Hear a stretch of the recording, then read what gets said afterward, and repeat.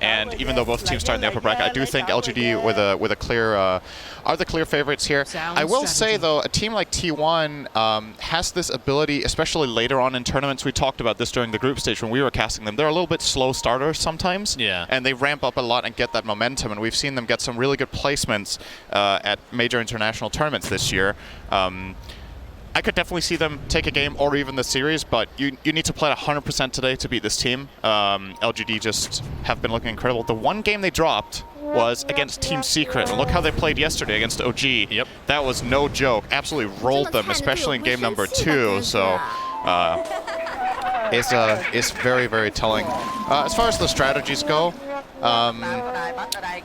can't say too much here. It's way too surprising. I think the teams are largely sticking to their identities, especially LGD getting solid team fight, a clear late game winning condition, and the ability to fight and sustain their lanes. It's kind of, if you want to break down Dota in a simple way, there's like 3 things you want your compositions to have right. It's laning prowess, it's some sort of catch and way to start fights, and some sort of way of ending the game. And then, okay, maybe let's say 4. You also want to be able to take Roche, right? Right. And it feels like they have everything. The biggest weakness is probably the ability to take Roche, but you still have at least the Snapfire, Little Shredder, plus Terrorblade with Empower. So you can get it done. Yep, that's very true. Keep in mind, if you are watching on Twitch, I was told by my good friend Buka that cheering is now enabled. So you just hover your mouse and you hold the button for as long as you want, and a cheer explodes afterwards, Synderen. Very good stuff. Expecting that top area to be lit up the entire game as a result of adding so many people. There's one thing I know about Twitch chat. It is that if there's anything you can click, they will click. That's true. And then again, and then again. The analytics don't lie. A lot of people are clicking. We had to like triple the servers to be able to withstand the clicking. But nothing to say. We'll be mid on the Davian, aka Dragon Knight, versus Carl's Lina. This is kind of I'm going to say a bit of an old school match. We don't see Dragon Knight as often mid anymore, but what are your thoughts on this going forward for the laning stage? It seemed like a specific response pick, right? I would think this is a lane that Lina does well in, especially after the nerfs to Dragon Blood. I think Dragon Knight fared better if you go back. What's that now? That nerf is like 2 months ago or whatever. But specifically because LGD picked it into the Lina like this, I would imagine they do feel like this is one of the better matchups. Obviously, Lina kind of doesn't lose to anyone mid. Yeah. So it's about, okay, what hero can we get that fits our game plan that also doesn't suffer too hard? And I think Dragon Knight is one of the heroes that does better, but would still expect just theoretically Carl to come out on top in this lane. But, we'll see definitely has a better ability to flash farm and whatnot, but the issue with that is if you go to the jungle, then Dragon Knight could do a considerable amount of damage to the tower. But we've been seeing a lot of that into the off lane or the safe lane, like basically not mid. The DK will just transition to another lane as well. So we'll see what they choose to do this time for PSG.LGD. Gotten to cast a few games of T1, but mostly our cast of T1. Oh, Nightmare bottom. Zephyr could actually be in trouble here. The reflection is there with the right clicks with that Metamorphosis as he gets off his swarm. Press the attack does give him a little bit extra HP and will live as a result. But T1, good to see them kind of bouncing back after that first day of group stage, because a lot of high hopes for them, especially in the SEA region. They played out of their minds at the Animajor, but it felt like after that, they were kind of a hit or a miss. They weren't as consistent as we were hoping. Of course, part of that could be the fact that they qualified for TI and whatnot, but good to see that they bounced back here. But again, they are against the juggernaut of this, and not just their group, but the entire TI right now in PSG.LGD. Yeah. I'm trying to think back the last couple of years of TI where it has felt like there's been that clear of a favorite after the groups. I'm not sure if that was the case. LGD was 1 year, but they didn't win. Yeah. Got third place, I believe. We're going to see a skewer here from Faith Beyond. Whitemon in quite a bit of trouble. I think he's resigned to his own death here, but Jin Q might get right-clicked down by 23 Savage as well. Looks like it'll end up being likely a trade of sorts as Faith Beyond just needs a couple more right-clicks with that Shockwave.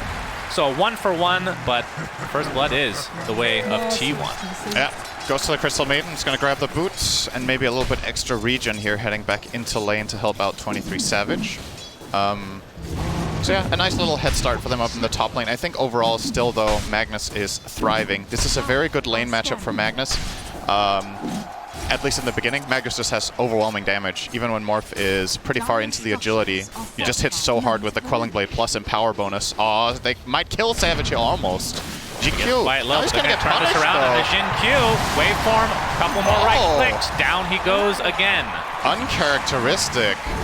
I could see what he was going for there. Thought he had the burst, but then the punish is just so easy for T1 there. That's very, very good news for them in that top lane. The kill going to 23 Savage as well will almost equalize him with the Magnus now. And nothing to say in the mid lane is 20-7 in terms of CS, and the other side 17-2 for Carl. So nothing to say, doing really well. I mean, I may just be wrong about the matchup. I don't know. Nothing if to this say is a god as well, right? I think Carl's laning on Lina in general has been really good though. So I haven't watched the lane super closely this game, but just in general across the games he has played Lina, he generally does what he's supposed to do. So perhaps LGD have found a hero here in this patch that can win against Lina. Dragon Tail, there's going to be a considerable amount of damage from nothing to say. There's no real rotations coming in, so I don't think a kill is able to happen as Carl. Oh, missing that LSA could have almost killed him. He needed one more hit and then Soul Ring into Breathe Fire. There is a Fairy Fire on Carl, but yeah, nothing to say is honestly kind of bullying the Lina. I can't believe I'm saying that. Not something you see every day.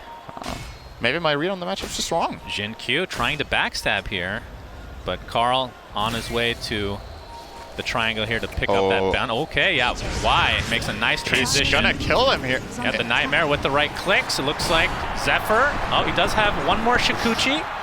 Why misclick Gonna find there? his way close to Jin Q. Just does not see him thanks to the fog, so he gets off the health salve, but I think Y did attack ground and hit the Weaver bug once instead of the Weaver there. Needed that one extra attack, so that failed attack will send Weaver back to base instead of the Grave. It's still good, obviously, and this mid pressure is mounting very quickly. Yeah, just the forced out just allows the Dragon Form to apply all that pressure that we kind of talked about to that tower. So already at half HP, and Carl, I mean, he's losing mid, but not by an astronomical amount by any means, but the fact that it's even that point is crazy, considering it's a DK versus... Here, 10 CS behind He's him. going to connect. Cuckoo, he's done. So PSG.LGD evens it up in terms of the kills, but you can see there's still a 1K net worth lead for them. I mean, you say you're not losing by an astronomical amount, but you're a lane dominator and you're 500 gold behind minute 6. This feels like a big loss to me. Is that astronomical, though? I don't know. The universe is very big. Yes. So you're probably right. It's just a... I just want to mention that Twitch chat is starting to fail a bit. The top is not glowing as much as I would like. Could you please correct that? Thank you. Really appreciate that.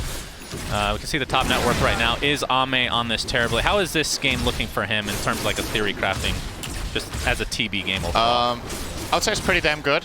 The one hero you picked it into that... Oh, hang on. Yeah. Mid lane. Dragon Form, Y in the vicinity. Swarm comes out as well, but a nice LSA. Carl has his ult, and nothing to say will drop as a result. And Y taking some right clicks as well, so double kill for Carl. Nice rotations from T1 overall. Jin Q gonna get caught by the Frostbite. This could be a triple kill for Carl. Indeed, nice move. Talk about a bounce back for T1. Really, really good rotation, bringing in both supports from two separate sides and just connecting all of the spells there, getting the vision down as well, pre-play in that mid lane. Very, very good. They bring Carl back into the game in a big way. He's actually ahead of Dragon Knight now. Can you believe it took a triple kill to get 50 net worth ahead? But not bad. At least you got there. As far as the Terrorblade goes, I think it's a very good game for TB. The primary concern you have here is probably the Morphling E-Blade, which has been traditionally a counter pick actually to Terrorblade. Yeah. But they do choose to pick it into it largely because of what I think, because of what BSJ said. This is a very good initiation. Y gets off the Nightmare. Nothing to say is in his Dragon Form as well. You can see Whiteline taking most of the damage here, but there's the duel. Carl doesn't have that much mana to expend, but the LSA should be enough. Is nothing to say. Takes another death in this game. Again, great rotations from T1, despite them being the ones getting initiated on. I thought they had the Dragon Tail ready on Dragon Knight. That's why I called the CM dead on the spot there, but it was still on cooldown from a little bit of harassment he had done earlier. Obviously, level 1 Dragon Tail, 16 seconds cooldown.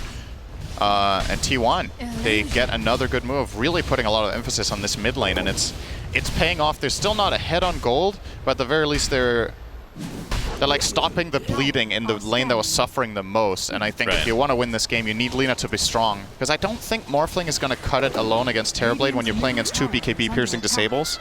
That has got to be a concern for 23 Savage. You need to play around Fiend's Grip as well as RP. You could take off one of them with press the attack theoretically. All right, don't get ahead of yourselves, cheers. It was just a little bit of a rest on the mark. Baited. It's fine. It's fine. I was like, oh, what's happening top? Oh, it's Little Shredder. Good effort. That was a good effort, cheer, no doubt. We have plenty of room for those for sure. So, as you can see, Ame still at top of the net worths right now. Carl working on the Boots of Travel as 23 Savage now in the jungle. Whitemon, Nightmare. Might be shown here, the Nightmare Frostbite exchange. 23 Savage, double cookie. Whitemon will fall first, and 23 Savage did turn into that Snapfire, but he's in a 1v3 situation. Gets skewered to the other side, still has waveform. Will be going into the cover of the arms of Carl, who gets off Laguna Blade, but no resulting kill here. Very, very big one there on Y. Not sure how many charges he had, but we need a replay in SFM of that double cookie exchange. How that was one great. of them gets stunned but not the other? I don't know why. He's going to be spotted here, but we'll get the Nightmare off with a couple more right clicks. He doesn't really have anybody that near him, but it is just a support Weaver, of course. Avoids the Swarm. He has Dust. And if Zephyr is feeling cute here and trying to take the bounty rune, he could find himself dead, but... Oh, Xingqiu. Yeah, Zephyr just being a very annoying presence is nothing to say. Almost has his tower dead to rights. And the question is, will they get the deny? Likely yes. And that's going to go to CM deny. Yeah, if I were a betting man, I would have lost a lot of money on that one. Yeah, No doubt. I don't think Crystal Maiden gets many denies in a tournament in general, including creeps. But. So Faith Beyond is going to be playing, as you can see, the Magnus here. Magnus TB combo. What are your thoughts on that going forward? Terrorblade has pretty high base damage in Metamorphosis, so he makes for a pretty good empower target. You might not think about it conceptually as a melee hero, which, you know, a lot of the time Terrorblade is in melee form farming. Yeah. Doesn't really need empower as much as other carries do, since he has illusion farm. He just split pushes waves while farming jungle with his main, for example, but it still adds up. It gives you that little extra efficiency, and especially in Metamorphosis, the damage increase can make a very big difference. You know, I was theory crafting that plus the shard for Terrorblade would be really good, but we haven't seen that yet, sadly. That's some Terrorblades have got... Demon Zeal has been... I think I've seen it a couple of games in the tournament, but I don't think they've bought it. Basically, it just allows you to stay in your melee form for a lot longer and not really lose out on much. There's nothing to say in the triangle now. He is going for the Blink Dagger first, so... Nothing to say. Typically, we were used to seeing him as like the mobility type heroes, burst damage. DK is obviously not quite that, but he's more the initiator and building destroyer, as it were. See how that fares to them here. So, I mean, so far, obviously, off to a very good start with his 2K net worth lead. Yeah. PSG.LGD are just being super efficient, right? Like you're 3 kills behind, you got the triple kill mid for Lina, but the fact of the matter is they still end up losing their mid tower around minute 10. Yeah. And both Terrorblade and Magnus are having more or less a free game, especially Ame is completely untouched with all of the emphasis they had to put on nothing to say in mid. Ame has 10 CS per minute right now. Well, I think one of the reasons LGD is so good is because of their general flexibility. Like, nothing to say. I just talked about how different of a role that is, technically speaking. And, oh, we're going to see the stop it. The to the Fiend's Grip. Cuckoo. Very unlucky. And that's going to be a kill going the way of Ame again. 3v1. Yeah. That Centaur has some other agendas on the mind, no doubt. Yep. But we might see some action in this top lane. Nothing to say. I mean, Dragon Knight's not really one of those heroes that's going to take up that much space farming, so that leaves Faith Beyond to get really big. There's the stun into the RP. Do they have enough damage to take out the Morphling? Yes, indeed they do. And T1 burning. Absolutely getting crushed right now. 3K net worth lead. Nightmare. Do they have the vision? Yep. The time lapse in place just for the HP, but double kill goes the way of Jin Q. And a tier 1 tower to fall as well. But talk about getting value out of a rune. He got 3 kills set up with that invis plus the tower, and one of them is that big Morphling on the enemy side. So huge here from PSG.LGD. And T1 do get the tier 1 mid, so they get some sort of a trade at least. Oh, Carl? What you doing, buddy? Is a dagger on the way, I think, for Dragon Knight, but will be a little bit too late. So Carl gets out of there. Very dangerous position to find himself in. Going for the standard Lina build here with travels into BKB. like I talked about before, the concerns from Morph, they're kind of shared here with Lina, right? You get BKB, which you feel like you have to against some of this control of the Radiant side, including like Dragon Tail. But you're still susceptible to RP as well as Grip. So you can. In some games, you can get this BKB on Lina and you feel like Superman, you know, for a while in these fights. It's just not going to be the case. You still need to keep your cool and maintain really strong positioning. So, good news for T1 though, Cuckoo is about to get the dagger. Well, bad news is that PSG.LGD now have 2 daggers to work with. Yep. So expect them to ramp As it up always, even you focus more. on the negatives. Thank you. Well, that you could look at it as a positive for LGD.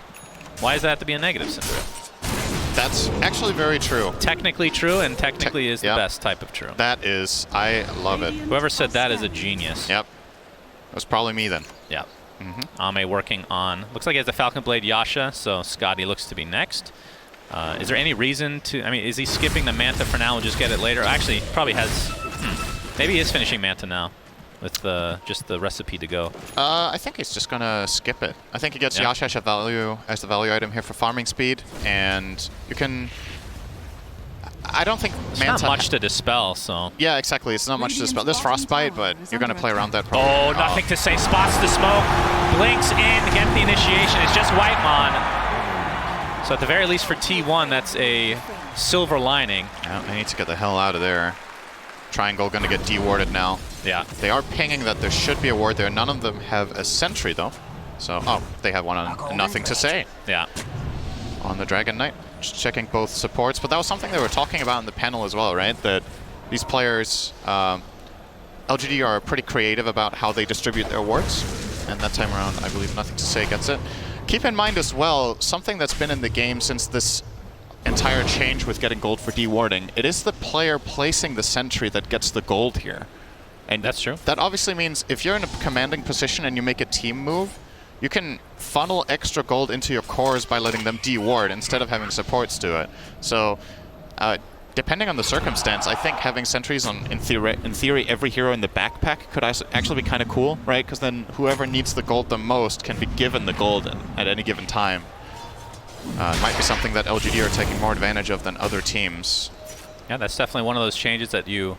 I mean, that was of note for that patch, but taking full advantage of it. Sorry, I said the person that plays the ward. I meant the person who buys the ward, right? Cinder, everybody knows what you're saying is correct, okay? Yes. Even if what you say isn't. But like, imagine this. Imagine in the game, every player buys one sentry, right? Yeah. You buy a sentry and you bring it with you, and then whenever you make a move, you can choose who gets the gold. I mean, it's kind of... It's like very... It's a very, very detailed play, so to say, but when you're on LGD's level and you min-max basically everything, you could see why they would do something like that. I do think it was his own sentry, right? It does display that nothing to say got the gold at least, so I do think he bought it. 4K net worth lead now for LGD, and you had to think that's just going to increase thanks to this Empower being placed constantly on Ame with that TB, allowing him to just take Ancients without having a meta. And Carl, at the very least, will get this tier 2 bot. So it does have a BKB. That's a tier 1 travel right now. That's the first tower. That is the first tower? Yep. What did I just say? Tier 2. But you probably said tier 2 because it was the second tower of the game. Second tier 1 tower, Cinder. Let's get a cheer for Cinderin for correcting me. Really appreciate that. Woo! Let's get cheers in the chat. Appreciate that. Looking behind me, the crowd loves it. Yeah, Ricky is very proud of you. All right, Scotty online. Is this the go time? Because ever since they picked up these Blink Dagger, they haven't really done that much. They had that one smoke gank that just resulted in one CM kill. There it is. Now they have Scotty. Thank you. There's Thank the you, cheer. chat. Really Thank you. Very good. Man, that's actually a lot of fun. Not gonna lie. Now we have but just like I said, so Scotty is go time. Yep. PSG.LGD, they might just go for Roche potentially. Probably would prefer to get a pick off beforehand. Yeah, and they might just find Zephyr here. Zephyr? No ward though. Yeah. Okay, there's counter smoke breaks. smoke now. Yep. Why? Why not? Area, but doesn't look like there'll be a resulting kill, at least not yet. Cuckoo, in the meantime, has his armlet. We've been seeing that pretty much every game on Legion Commanders, along with the Blink Dagger that you mentioned. So they have some counter initiation possibility. But with the looming RP potential, that is the scariest thing for T1. For sure. I do think that was a really nice play there from Zephyr, though. He was hiding behind the tree line and had the ward in front. So as soon as that smoke breaks, he can immediately just Shikuchi away, and they have a very hard time finding the opening on him, so basically just a safe breaker there.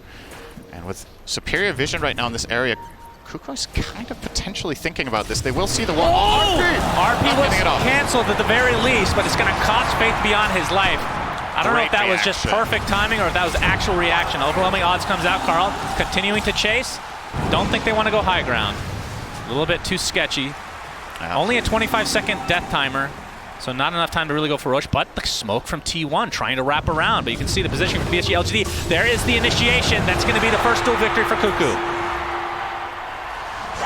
And when it's this early in the game, it's really difficult to go get Roche because the timers are so low and they didn't really expend anything. RP's still online. Like, if he had used his RP, then maybe. Yeah. Important there for Faith Beyond to cancel it, right? It was a very quick reaction from both players, really. He blinked up and RP'd and canceled it immediately as soon as the Legion commander blinked out. Like, this is some really fast reaction. So you see the courier here finding that observer ward, so they know that's the case. Really, really close to blowing the RP there, but Kuku obviously with that ward pre-placed had his finger on the blink button and got out. And all right, only 1K lead now for PSG.LGD. That was the biggest gold swing that T1 have had go their way in the entire game. Yep, absolutely. As you're going to see Whitemon get picked off. RP. RP. Nice press. Okay. Well, that didn't result in much. And here's the duel onto the Dragon Knight. Buyback down from Whitemon, but it looks like the damage is going to go the way of the Dragon instead. It will be a trade of lives, though, as that is a dieback on the Whitemon. And we'll see if this is enough for PSG.LGD to try to go into the Roche pit. It's 2 dead. So you know when you buy back and die again, the timer gets added on top? Yeah. I wonder how many extra death seconds he got out of this, because he was alive like a good 1 second after teleporting in. Yeah, so that's a long time. A net loss, trying to overtake Puppy's record of time spent dead at TI here, Whitemon. Wow. Well, his is more out of quantity than anything, though, right? That's true. He's got a lot of ways to go. I mean, I'm sure you can compete with that despite only playing in a couple TIs, right? That's a good joke, Sunsfan Thank TV. You. Right, appreciate that, Caesar. Yep. Let's get a cheer for that joke in chat, please. Really. Carl. TP's back to base. Not sure why I mentioned that.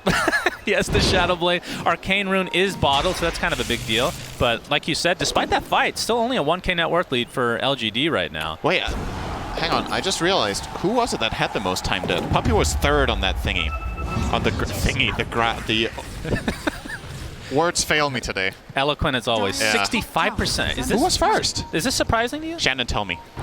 Who has the most time spent dead? It was not Puppy. I don't know. Was it Coral? I don't even know what you're talking about. Puppy was 3rd. No, this is the TI main stage, Cinderin. Yeah, it was a nice graphic. For God's sake. Graphic was the word. It came to me in in a dire moment of need here. What do I think about the win expectancy being 2-1? You're going to have to hold that thought. We got a duel coming in. All right. And Kuku gets some more damage. Okay, that's a random centaur from the Helm of the Dominator from Mr. Magnus. They're gonna go for this. They know there's no RP. Yeah, and another 10 seconds though, so it's coming in a bit close. We got the horn toss. Whitemon dead again. It's just racking up these deaths, but Kuku and company, E-Blade's not gonna be enough to take out Faith Beyond. He's gonna have RP now. Zephyr taking quite a bit of damage, but will back up to safety, and I think T1, you can see the Mortimer's Kisses. This is definitely gonna force them back. And the Dragon Knight initiates onto Kuku, has to press the attack himself. Looks like he will be able to walk away safely, though. This is looking like a potential PSG.LGD Roche. 5 seconds on Metamorphosis. And they're smoking. They have RP, and they do have a really good ward here. Carl gets Dragon Tail, but there's the press the attack save. 23 Savage able to blow up wide. Does have buyback, though. There's the skewer back into the Laguna Blade. They're not going to be able to get the kill, but it's going to be a trade either way. Magnus not able to get off his RP. Pretty big deal, but a big cookie from Jin Q. The follow-up from Nothing to Say. They will have enough damage to tear through him. 65 seconds of no Lina. That shard on Snap is so good. We already had a highlight clip earlier today, pre-match, when you saw Jin Q, I believe in one of the qualifiers, hitting a nutty one of those, and that one, another high-impact play, stun into stun into stun, into death. Yeah. They probably had another Dragon Tail. The save is not enough, though. Press the attack. Usually a fail-safe.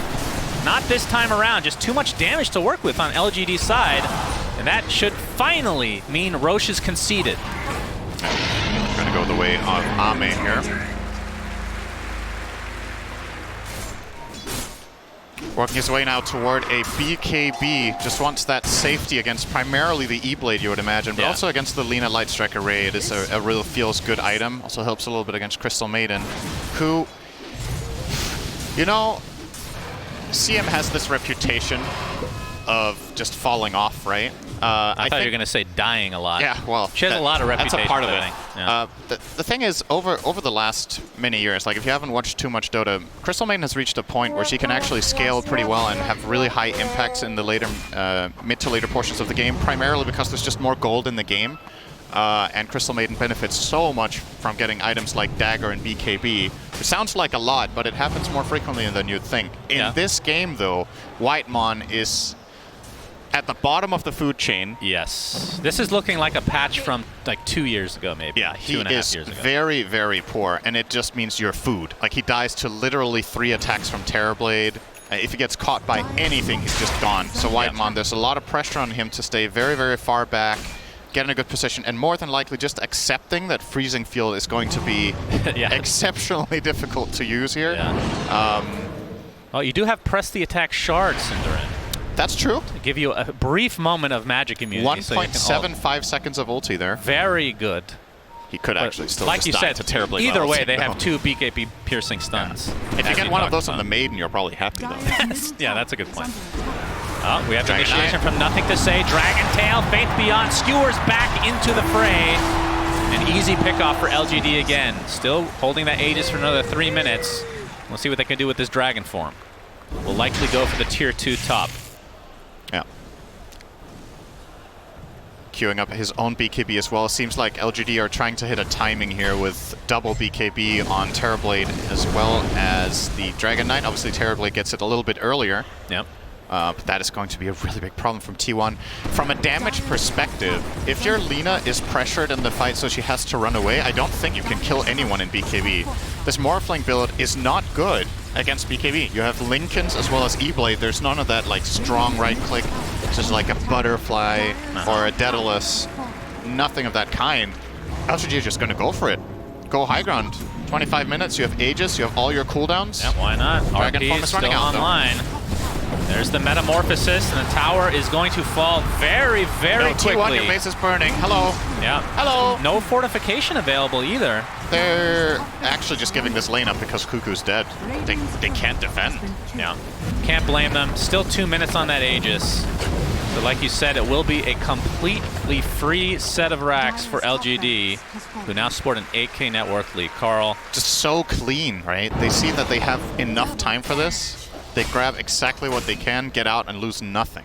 Yeah. That was even with Dragon Form expiring about 2 seconds into the push, but they're just so confident. Oh, he gets the Nightmare off. That's the Aether Lens. Look at that ridiculous range. Of course, has Fiend's Grip if they really need it, but it doesn't look like it'll come to be. Oh, press the attack. They're actually going to expend RP. This is a really important kill. Lina finally taken out.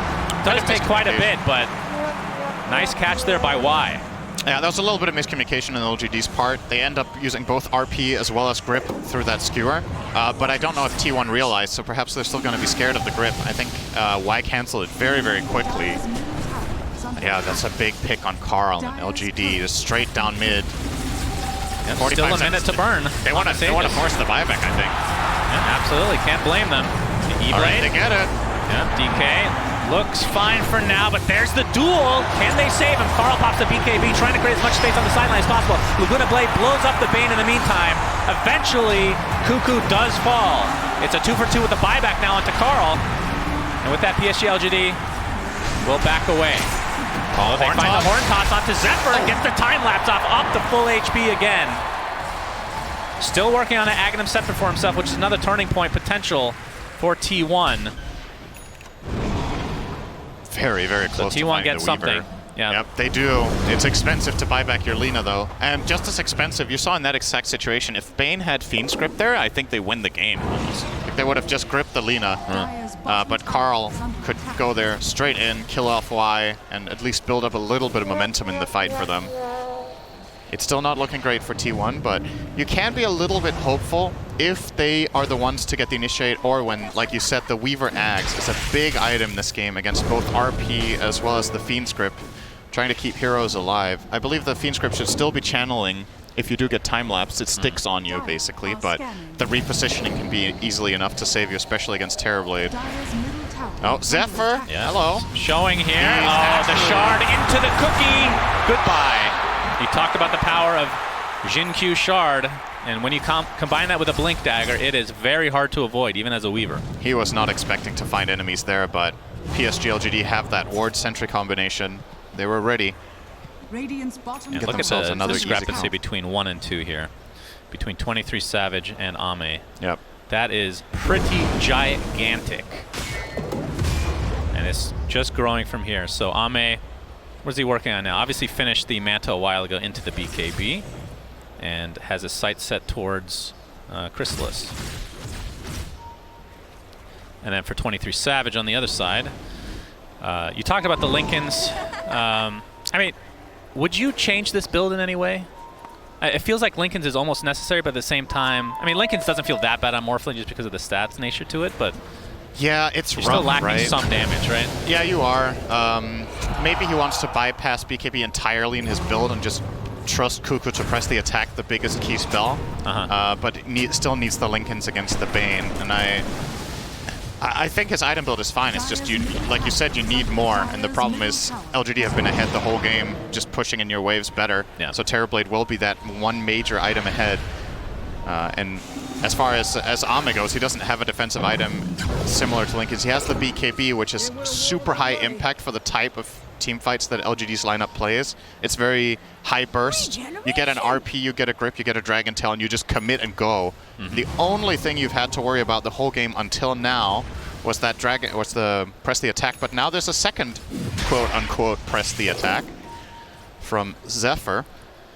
And this is a smoke timing for T1. They're gonna go for it. Yeah, and this is gonna be the Axe reveal, like you said. So we'll see if PSG.LGD play around that or not. But it could have huge impact, as apparently only one buyback in the game right now, for nothing to say. Yeah, he also has a gem, and he's holding a very strong high ground position. Jin-Q. Oh, yeah, he in spots Glimmer Cape into Blink. All right. Yeah, they thought that somebody was high ground, but they didn't know he was invisible as well, as Ame is going to show bot lane. And it looks like this tier 2 will fall as a result. Just masterfully done from LGD, right? They avoid the smoke play, they get the stronger position, and they get a tower. So effectively, T1 smoke to lose there. Usually, the worst case scenario when you smoke, if you don't find a fight, is that the enemy team hides, but you gain some ground. You didn't even gain ground, you actually lost it. Into the jungle, LGD goes. It's not an insurmountable lead for T1 to try to come back from. Cuckoo! Oh. That was felt like a longer TP. Not sure where he ended up, but no, it was just in the fountain. Maybe not.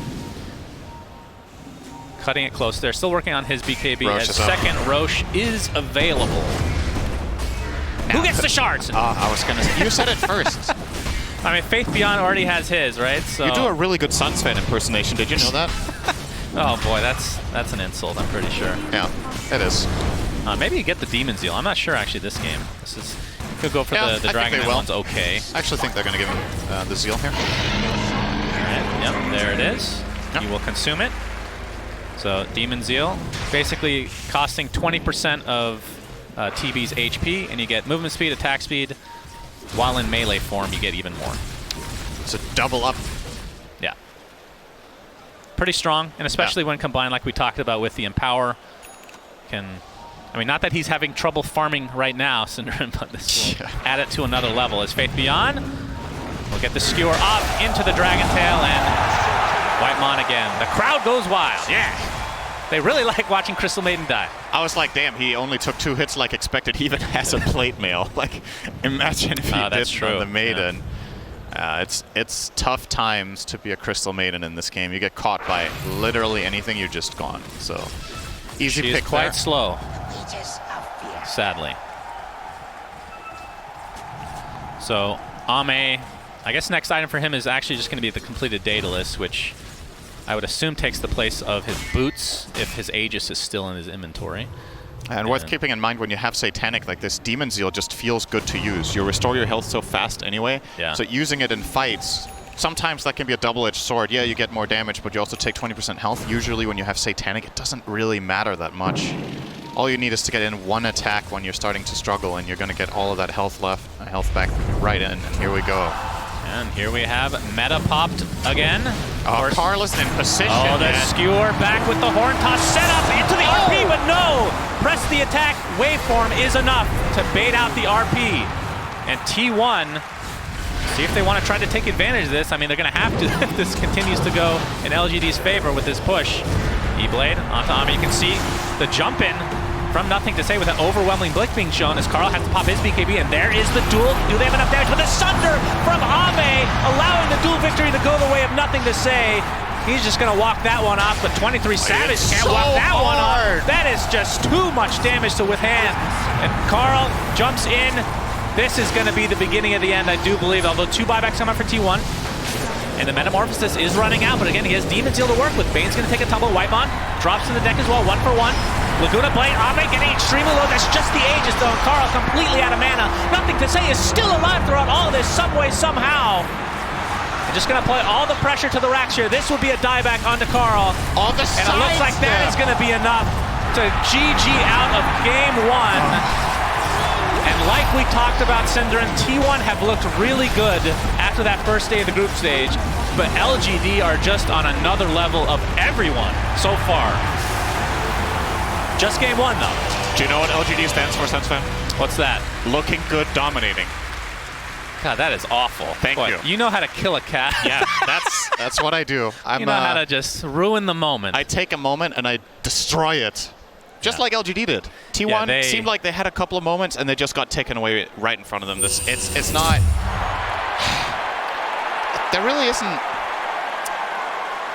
You know what's kind of stands out to me is this Dawnbreaker. I don't feel like it fits in the lineup because you don't have anything else that is potentially global to play with. I don't see too much synergy with it, but I definitely do love the last pick Doom because it's Karl's probably best hero from what I've seen, and also hitting these right timings, the Hand of Midas that you mentioned. Once you hit that Shiva's refresher, this is when it becomes like extremely strong timing for T1. So they're not really playing into this early game. They're going to be, a bit more focused on the defensive side of Dota this time around.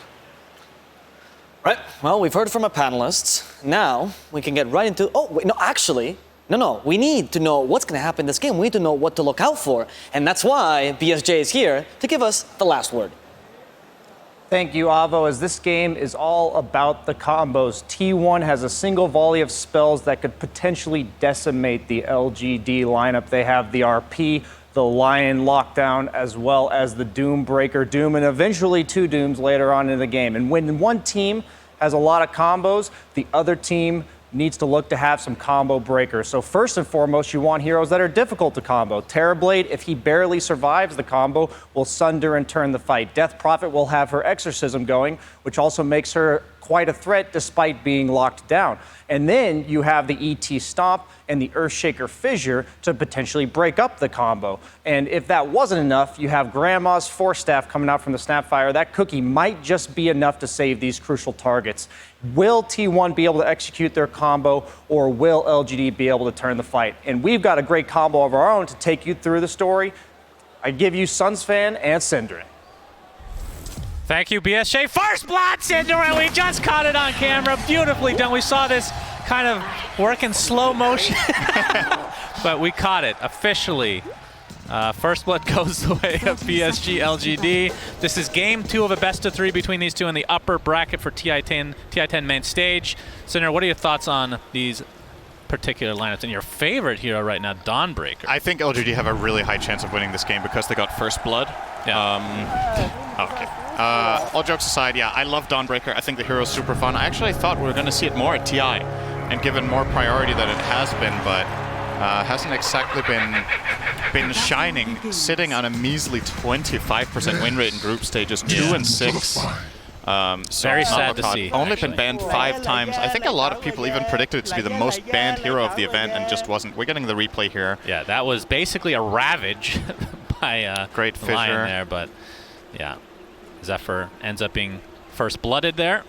But yeah, I agree with Lakaz. I was thinking the same thing, that typically when you have a Dawn, I mean, again, it's just the support here, but when you have a Dawnbreaker, you want some sort of initiator that has a lower cooldown that you can just set up consistently with your ult. They have RP, a very long cooldown. That's basically it. So the reason I bring that up is because Solar Guardian is kind of the reason you pick this hero, I feel, other than the laning stage, which she's very strong at. Yeah, a simple breakdown of Dawnbreaker is you're really strong in the first 5 minutes, and then you have your ult, and that's pretty much it as a support. Like, your other spells are nice for a while, but later down the line you just do very little against BKBs, against heroes just getting enough stats and getting more mobility. They eventually start trumping a lot of what you do. Your stun is super situational because you need time to wind it up, unlike something like a Lion that just connects it, as Carl is almost dying in mid here. Yeah. Nothing to say. Well, let's talk about this lane then. Nothing to say, obviously playing the Death part versus Doom. We're not seeing as much Doom mid in this patch. I want to say about 6 months ago, this was basically the standard. How about this matchup overall? Really like DP in this matchup just because you're playing against a melee strength hero. Some of DP's best matchups are the ones where she can keep running down with Spirit Siphon in lane and just do a lot of damage, and should be very good against Carl, who still had a very good first couple of waves. He has 9 CS here, not too shabby at all. But yeah, I would imagine, especially, look at the lane positioning right now in mid. Like, this is what you want as DP. Don't sit here. Yep, right, just keep denying. Every time the wave is here, Carl comes forward, you bet he's going to get siphoned, and you bet he's going to run him down a little bit here. Actually going for 2 points in Crypt Swarm, and Carl has to yield again, deny, and now nothing to say, we'll just, I think, try to keep the wave here again. So yeah, I want to say back when Devour gave health regen, this would have been much more manageable for Doom. Yeah. But now it's, like, obviously burst damage is what you mostly fear, but this damage from DP is just constant. The Spirit Siphons are seemingly always up. A lot of rune control. You can push the waves. Yep. There's almost, like, what's the reasoning for Doom mid? Is this just a pick that, like, okay, didn't have to be originally the mid, but they just felt like it fit better this game for whatever reason? Above all else, I think it's comfort, right? It's T1. This is their best strategy, is playing Medusa, Doom, and Magnus, right? They're basically like, okay, we're down 0-1. Let's pick our best heroes that work together. And T1, I just think, when I think of this team, I think Doom and Medusa as their 2 best cores. They got both of them. It is pretty much on the greedy side, right? Like, playing Doom, Medusa, Magnus doesn't get much greedier than that. But at the same time, you look at LGD's lineup, which isn't necessarily the fastest either. Yeah, we got the Spirit Siphon into the Crypt Swarm. I mean, honestly, pretty easy kill and pretty expected as well. I feel like that's not the best voice line usage from Carl there. I don't feel like oh boy, I don't feel like nothing to say lost there. But I do feel like Carl gambled, so he got 50% of his voice line right. So, all right, if you agree with Cinder, and make sure to cheer. Yep. We'll know if they agree in about 10 correct, seconds. which we both know is the best kind of correct. Thank you, Shannon, for ruining I definitely remember that quote. Yep. We always finish each other's horses. Yes, thank you. Carl looking for a high five. Don't think it's going to be reciprocated. There's the cheers for Cinder, and they love you. Look at that. They're even putting the gold thingies in there, whatever those are called. I love you back. And bot lane. Hope some people are going to get We're seeing a repeat of Ame on that Terrorblade, and draft panel was kind of discussing this. What are your thoughts? Do you agree with them overall? You got to hold that, Carl. Don't hold that, Cinder. Let it go. Not holding it? Let it go. Do I agree with the draft panel on? The Terrorblade pick. Oh. Looks like Zephyr is going to get to the high ground thanks to that Celestial Hammer. I think it's solid. Like, obviously, the last pick of the draft here was the Doom, which fares well against the Terrorblade, but they didn't have that information at the time. But Terrorblade does fare pretty well against Medusa, I would say, for the most part. GQ on Zephyr. Fox the Mango, but remember, Zephyr, Dawnbreaker, super tanky at this stage of the game. Neither will die, so it'll end up in a stalemate. In my experience playing Dawnbreaker as a support, Terrorblade is a rough matchup. He just overpowers you eventually. He's just too strong. You can't really go in without getting killed, especially when the Scotty comes out. As far as the Magnus and Lion matchups, think it was maybe also just by scarcity of good carries that were left, right? I think they wanted the Morphling that T1 ended up last banning, so that was a good ban. And you just looked at, okay, we have a lineup with insane team fight, we have good lanes, so we can afford to go for a greedy late game carry that needs a bit of time to build up, because we've got all the boxes checked basically, and Terrorblade was the best strong late game carry left in the pool.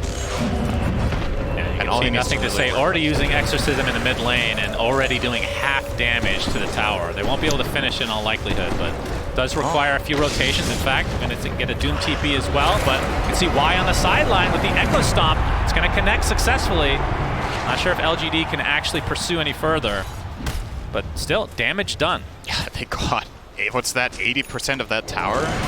Minute 5? Yeah, and that's the level of first Exorcism of the game. We're going to see the cookie come into fruition as well. Carl getting chased a bit, but you can see the Starbreaker forcing nothing to say out. But again, this is 2v3 in the mid lane. This is going to create so much space for LGD's cores to farm. Yeah, we might end up in a situation again similar to the last one where Ame just gets completely free reign because nothing to say forces so much pressure onto mid. Seems to be an emerging pattern here. Both Dragon Knight and DP have a similar style of accomplishing this. And in last game they third picked Dragon Knight. This game they actually second picked DP very early in the draft. So seems to be a strategic approach for them to secure Ame a good game. Look at his denies, by the way. 21 denies on the Terrorblade, just really shutting down Magnus in lane. Not letting him get very much here for Cuckoo. Working on Helm of the Dominator. Not sure how much I like that this game I'm doing. We got the cookie initiation again. Faith Beyond and company. Fissure connects, but the counter Starbreaker with the rotation from Whitemon. Looks like, at the very least, T1 get the trade they're looking for. 23 Savage, in fact, getting the credit for that one. Yep, ended up getting blocked off a little bit there. And Zephyr will quickly go and die to the neutrals so he can get back to base faster. And this is looking like close to a tower death. 7 minutes. Look how low that tower is right now. Nothing to say. Just having his way this game, which typically for the opposing team, not a good sign. But, I mean, looking at T1's side, obviously Medusa, extremely good late game carry. And then we've talked about this so many times, but once Doom does get online, you can just delete a core, which Ame would obviously be their first choice for. This does feel like the kind of game where if it goes late and PSG.LGD don't manage to truly execute the Death Prophet, I think T1 have a very good shot if they're, if not favored, very late into the game. And T1 likes playing long games, as we know. They have, especially in previous tournaments, had some marathon games over an hour.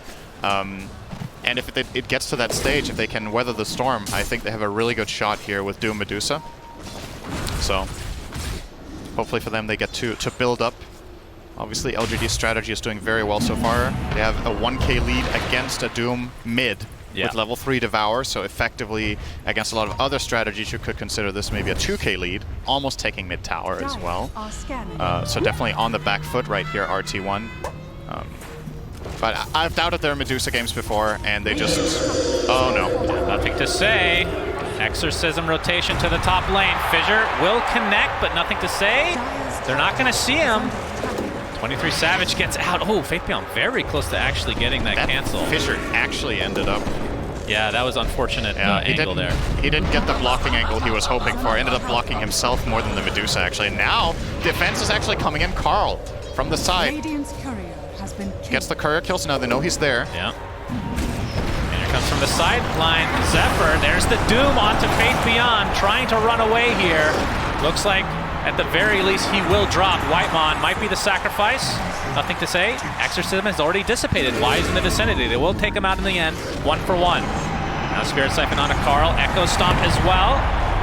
But I would assume that T1 able to just walk away very safely here. But so 1 for 1, defense. they get the core. Yeah. They get that kill. Who got the bounty for it? It was Carl himself, killing the courier as well as the shaker. So approaching top net worth now on this mid Doom. Midas is arriving as well. So the ramp up is really going to start now. Gets a nice little bottle refill from Whitemon as well.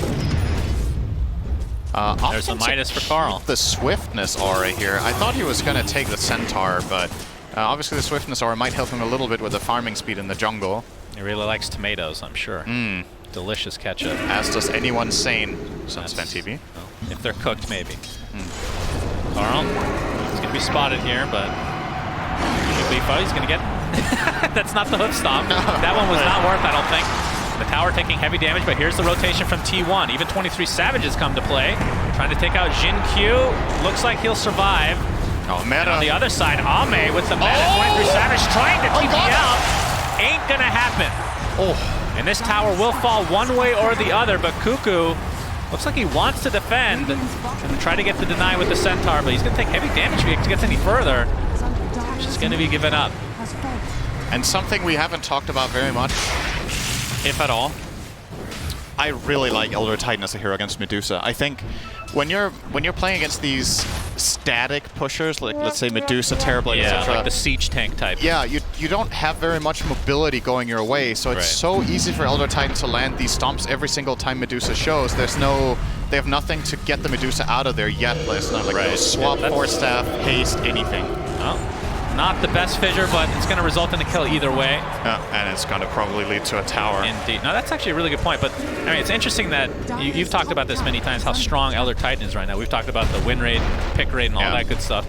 And I think it's really cool that in past TIs, like the pick ban system was a lot different, right? You had more bans in the first phase, which means now, if there's a handful of heroes that teams are really prioritizing, some of them are going to get through, and it changes all the time. So the fact that we're actually seeing some of these heroes consistently get through is pretty cool, in my opinion. For sure.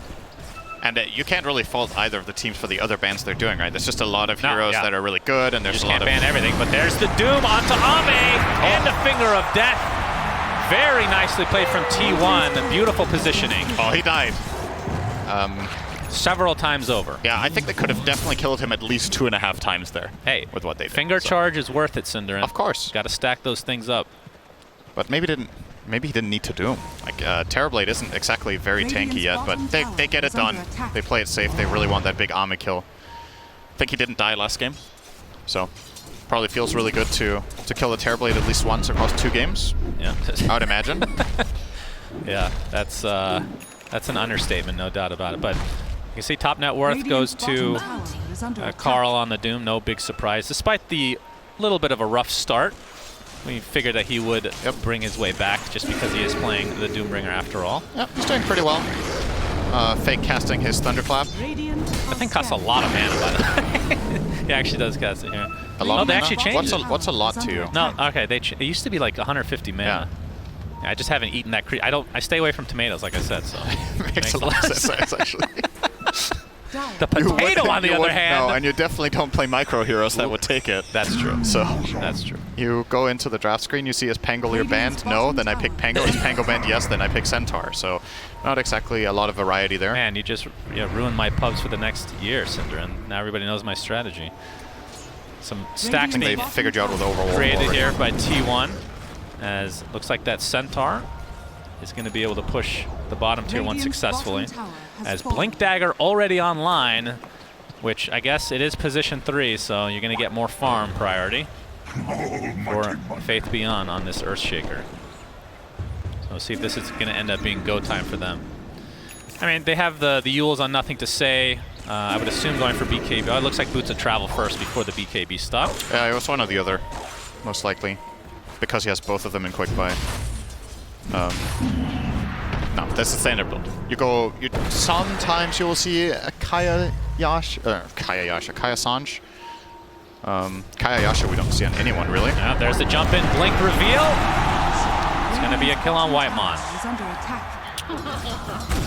If you were wondering what that flying thing was, DP has been changed in 730. It's not a hero we've seen a lot, but the silence is now a projectile. The cast point has been lowered, so it's quicker to cast than it was for the last couple of years, but it needs to travel. So if you're in very short, very close proximity, it's actually better than it was before. Yeah, that's one of those. For every distance target is worse. That's one of those skills that that was the longest unchanged skill, basically, like since Dota 1, other than like the duration and balance-wise, but in terms of how it works. Conceptually, it's been the same forever, yeah. That is an OG right there for sure. I have a bit piece of trivia for you. Oh boy. Can you name a hero that has the exact same spells that it's had for the entire history of the hero? Sven? No. I mean, Warcry is slightly different, I guess. All right, I have to think about this one. Don't tell me. We're going to have a 4-man smoke here from LGD. Carl is going to break in. Faith Beyond jumps in. Solar Guardian is coming, but you can see the immediate Doom into the Earth Splitter, though. Looks like they're going to be able to get the RP off as well. kill. Faith Beyond drops to the deck. Finger of Death finishes off Nothing to Say. And T1 showing up in spades here. Have a 3K net worth lead. Make it to as Jin Q. Shockwave into the Centaur. Mana Drain to follow. And another, whoa, okay, Echo Stomp. Delays the inevitable, it seems. And that is a quick 3 kills for T1. Now, Y on the run. He is fine. Potentially some damage up to this tier 1 mid as well. Very good stuff there from T1. Just so fast, right? They immediately see any sort of opening. They just pile on. They use all of their key ultimates here, but it's well worth it. So this Echo Slam doesn't clip the Doom, so immediately gets doomed. The Solar Guardian comes in, and they just connect very quickly. And this RP is what seals the deal. They get Nothing to Say. No good way to cookie him. Very, very well done by T1. Yep, good execution. 4K lead. They're in a great position right now. Quick fingers from Carl, as always, as we're going to see another kill on the Snapfire here in the replay. So where were we with Sven? Sven used to have Devotion Aura. Okay. Used to have an armor aura. I don't remember that one. That's before my time. It's a very old spell. There is a small handful of heroes still, I think. I want to say it's less than 5 that have the original spells still. Like entirely, basically only number tweaks, but still same concept. We have a pick pull usage. Faith Beyond. Very nicely done as Roshan is being attentive despite being down 4K net worths and they're in LGD. Looks like they're going to get it. Yeah. T1 not expecting this. This is basically what happens when you pick these massive ultimate lineups against a team that can kill Rosh, right? If you don't manage to get the Rosh off it, they're going to go and take that objective. So very good awareness here from LGD that they can get away with this. Well, they're going to give it to Ame. So unfortunately for LGD, I guess you could say unfortunate. I don't know if it's unfortunate, but both of their Aegis carriers are transformation-based heroes to an extent, right? DP's ulti doesn't transfer through Aegis. I think there was a time when it did, I want to say. I don't remember that. But I'm pretty certain. Anyway, but they're going to give it to Terrorblade. And Terrorblade, in many ways, is probably one of the best transformation heroes to have it on because of how much he still does with his second life. He has Reflection, he has the Sunder, the Conjure images as well. Late game, when you get Ags, he gets basically a few seconds of meta anyway as Dead Dawnbreaker. Yeah, super dead. Just see, that's a position 5. Yep. Still takes a while to kill. She's beefy. Yep. Good strength gain, has the mech that he didn't even use, so could have taken a little bit longer to kill, but let's save it for a rainy day. Actually, might as well have used it. It would have probably been ready again, but relatively irrelevant. 23 Savage now pressuring this tier 1's gonna force out the fort. As Faith Beyond does have Echo Slam back online. They're a little bit cautious about pushing here because the PSG.LGD heroes went missing top. And from T1's perspective, they could have easily smoked or TP'd mid-tier 2 to set up a defense here. They didn't. Now finally Faith Beyond is going to go in and defend. He almost let the tower fall to creeps, as a matter of fact, before he got the confidence to go here. I guess at some point you're just like, okay, they must have left, right? Yeah. But he didn't have a ward seeing T1 backing off, so he couldn't confidently go and cover that tower. But PSG.LGD understand how important it is, and even though it is in deny range, I reckon they will keep it standing here just for the vision and the potential TP control later. The glyph is on a very long cooldown, however, so still think 23 Savage will want to go there. But it can function effectively as a bait, right? Yep. When you're playing against a team and there's a mid-tier 1 tower and all these teams know, this is potentially a huge kill. Oh, double pumping on the Doom. Doesn't want to doom him. He doesn't know where the backup is of the team, and of course there is the Aegis. Yeah, that's true. No Aegis there, that's an instant doom for sure, but yeah. So ends up negating that smoke attempt from T1. Yep. Still 3 minutes to go for this Aegis timer. Who were we casting? Was it yesterday where they weren't afraid to go all in on that Aegis, on that high ground? Yeah, that was IG against Spirit. Yeah. See the meta popped, and tier 2 tower taking heavy damage as a result. They finally does T1 that mid-tier 1. T1 gets that mid-tier 1 Cinderin. Very easy to say. Yep.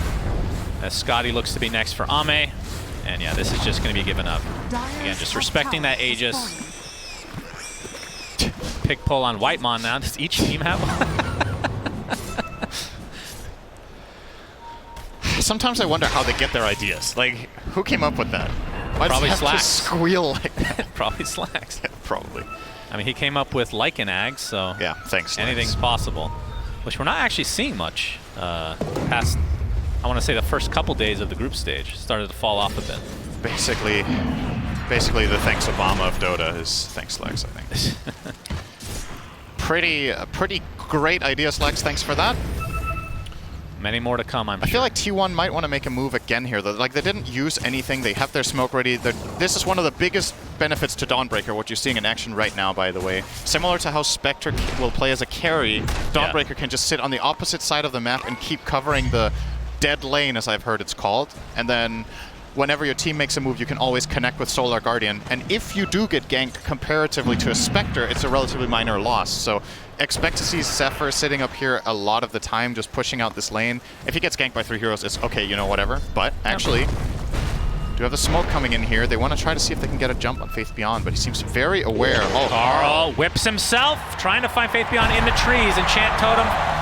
Blink Dagger's not up from their 6 seconds, but looks like he has used successfully. In the meantime, they will find a pickup onto Jin Q instead. Yeah, knows there's a ward there now, of course, being caught in the trees, but what a great play from Faith Beyond to stand there in that tree line and get out. The one escape he had, and he found it. 30 seconds on the Aegis, so we're going to see Solar Guardian with the whip. Doom. Cuckoo in the vicinity gets the shockwave, and this is going to be an easy kill for T1 again. Nothing to say, just ticks away there. So T1 starting to mount a very, very big lead. Of course, it is a Doom game, so have to keep that slightly in mind here. Oh, Gabe likes them. Yeah, what's Gabe the percentage? 71%. That's quite a bit. Faith pretty good Beyond, odds. Fissure. Not going to follow it up with anything here. And Faith Beyond is working on the Aghanim Scepter for himself. What do you think about the Sheesh voice line? Do you like it? Who does that? Whitemon, whenever T1 do literally anything. I'll have to hear it. That's from Undying. How have you not heard it? I'm not going to lie, I blocked You've said like 20 times this game. Cinder, I don't even listen to you. You think I listen to the voice line? The fact that you find that so funny is funny in and of itself, I think. Whitemon now. Ooh, he's actually working on Ags. Very cool. So Dawnbreaker Aghanim Scepter Awesome gives item. you basically more control with your ult. You can pop it immediately, so it's only a 1-second lag time, or you can wait longer. It heals more, and it provides 60% evasion for any allies in the area. Which is godly against Terrorblade, who generally doesn't buy MKB or doesn't want to. But then again, doesn't do much against DP. The Ghosts have True Strike, but against Terrorblade it is very, very good. This is going to be the first time I've seen Dawnbreaker Ags in a pro game, actually. Yeah, you're right. Some of the games we saw in the group stages were... Oh my god, they actually found him. Okay. All right. That is going to be a kill. So PSG.LGD successfully take out Carl, who again is the top net worth right now. Maybe a little bit of a false feeling of safety because of the ward that he did have up there, but they knew it was there and they took a different angle than standing there in the tree line. Went a little bit too far, and it's a big pick for LGD. Unfortunately for them, Roshan can't respawn yet, so they won't be able to get that with that Doom kill, but it's still a very, very major gold swing when you kill such a rich hero. The kill itself is worth 1,200 gold in just relative difference. And then a minute without him farming and and then it quickly adds using up. his Midas, his Devour, all that good stuff. Yep. I mean, it does feel like a mini Alchemist, but at the same time, you feel the power of him. Yeah. Alchemist like ramps up to a point where like, okay, now I understand once he's 6-slotted, but for Doom, I mean, just his ult in and of itself, just being able to put yourself in position to get his ult off has huge impact on the game. As we see a smoke now from T1, Ags is completed on Faith Beyond, so he's going to be jumping around on that Earthshaker. Doesn't really have much mana to speak of right now, though. I'm actually surprised we do end up getting a draft with T1 in it that gets a last pick Doom. Like, this seems like such a good ban against this team in general in the second phase, but even in the third phase, LGD did not want to cover their bases against that one, and T1 say thank you very much, even willingly picking it into a hard lane matchup, and they're still making it work. GQ. He's out. Looks like he's fine. Oh! Right at the last second, Whitemon. Yeah, they know the ward is there. very early Finger of Death. I'm actually not sure he got the stack there, but... Well, he has 4. I believe he had 3, so... Just to clarify, when I said he's out, I meant of the game. Yeah, that's the old in case there was any sort of confusion there. Yep. Obviously very clearly going to die there. And so many of those Tinker wards have been placed and dewarded in a game with no Tinker. Yeah. Just seeing like how much split pushing is occurring in this meta right now, regardless of what heroes are in the game.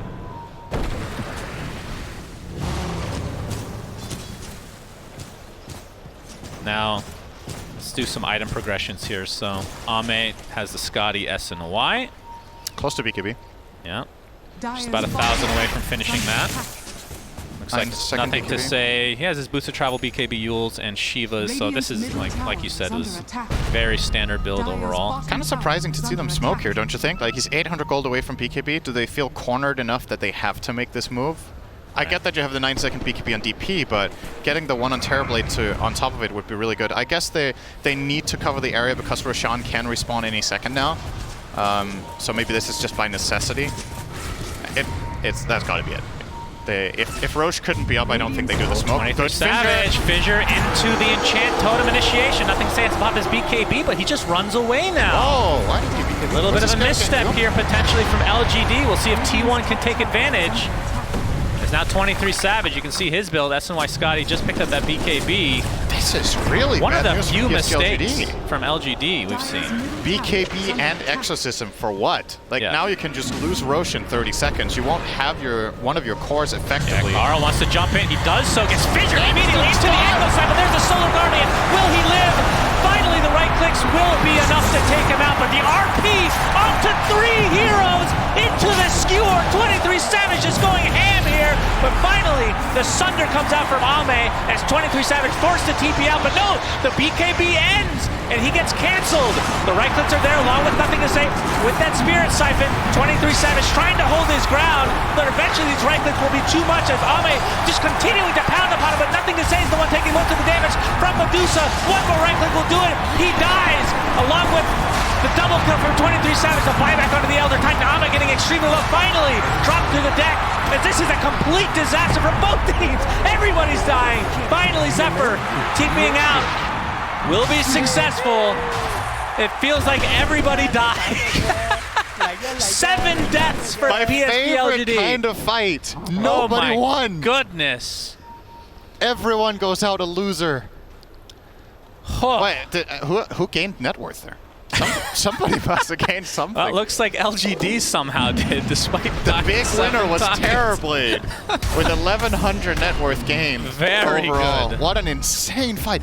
After that 3-man RP, 3-man horn toss, there's no way LGD get that outcome. How in the world did they end up? It's obviously because Doom is dead. Like the instant stun from Shaker.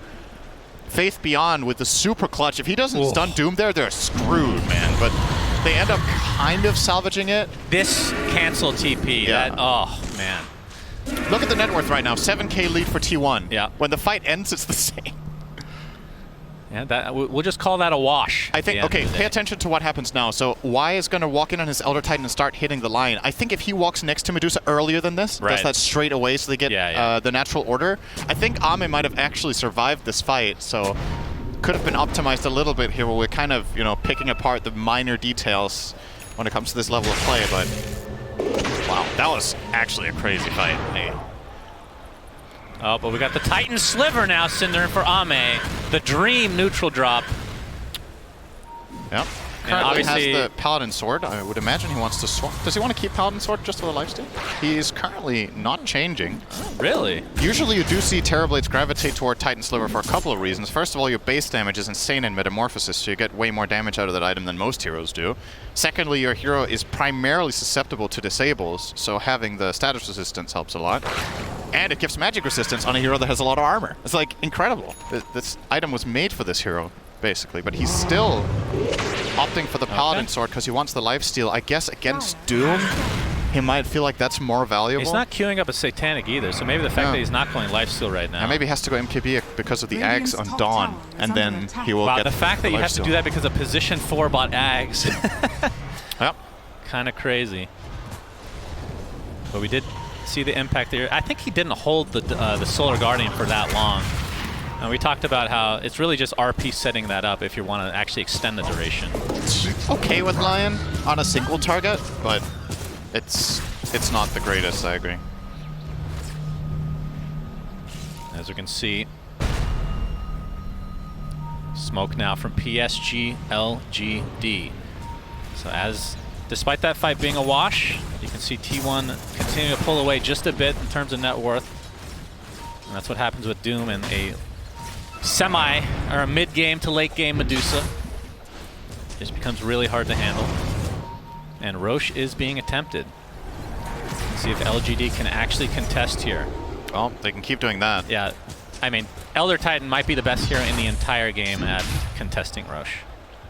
He is the king of stalling together with Tinker. It's already a half health though. Old Tinker, This is I the should Aegis say. and Shard. Scouting it out with the Astral Spirit. Getting the massive damage to come, I'm sure. Echo Stop will miss though. Dire's middle tower is under attack. Actually, are they just going to give it up here? It looks like PSG.LGD are not committing to the pick. They're showing Faith Beyond close to the tier 2. Yeah? I mean... BKB? Yeah. All right, Okay. They force out the BKB, but yeah, you're right. This is just completely left for T1 now. So Aegis, Shard. Shard will be consumed by Medusa. So that's going to be the single... Oh, Doom on to nothing to say. In the meantime, Carl, see if they can actually pick this up. Cuckoo does get off the horn toss, and a finger of death from Whitemon is enough. So, I mean, typically when you're going for Roche like that, the other team gets a pick up, but in this case, T1 gets both. I have a fun fact for you that I just realized. The one game PSG.LGD have lost this tournament, they had DP. Oh, really? Yeah. Well, They actually had DP surely in that they game picked as DP well. more than once. And they first phased it here, so... Well, not saying they're going to lose this game, but it is looking very good for T1. Absolutely. They're sitting on Aegis 12k gold lead, an insane late game lineup, which, to be honest, LGD can match for a large portion, but at some point it just feels like when this Doom goes a little bit further and gets that refresher, he should relatively easily be able to get at least one of his Dooms onto Terrorblade. And then it's just a matter of protecting Medusa as she clicks people down one at a time. Level 25s are also somewhat on the horizon here. Medusa level 23.5. For comparison, Ame is level 20 on the Terrorblade, and that's usually just how it goes. A lot of the gold that Terrorblade gets has zero experience with it because of the nature of how he farms. Solar Guardian. Earth Splitter was used. Solar Guardian actually canceled. No, sorry, that's the Aghanim Scepter. He actually kept it the entire time. Now Faith Beyond taking the brunt of the damage here as Cuckoo gets to skewer off. Why? With the Force Staff, here the Exorcism go off as well. Faith Beyond with a nice, beautiful fissure into the Echo Slam. They're going to blow up the Doom. Nothing to say, trying to maneuver himself around that fissure as Cuckoo pops a BKB into the skewer. TP attempt Radiant's middle will be successful at getting out. Zephyr's in trouble. He is completely surrounded, gets off the Starbreaker, but dies shortly after. So LGD with a nice exchange here. They lose Faith Beyond. What a godly cookie that was. They get Doom. Very, very nicely done, yeah. At the very least for T1, they do kill Shaker and they don't lose their Aegis. And, you know, a lot of spells are committed that time around for LGD to find these two kills. They use Echo Slam, they use Exorcism. Even the Snapfire ult was used there. Not the biggest deal in this game comparatively, but...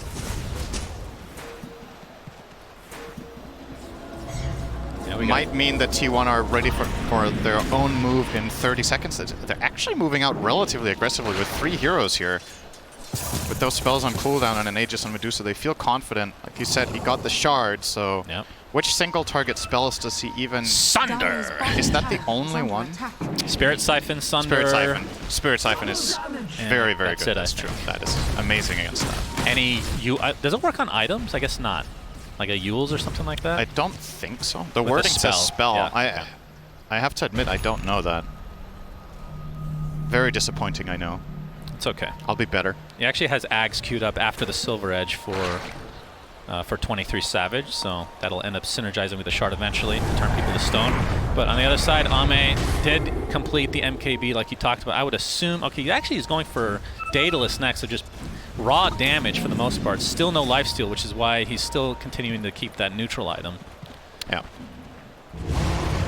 It's not often you see no lifesteal as an actual item purchase on a I'm TB being told by display. chat that it does work on items, so there's a 50% chance that it works on items, probably. Oh boy, that's We're going to assume that chat is always right. Good job. So we'll say it does work on Radiant's items. middle tower is under attack. Good to know.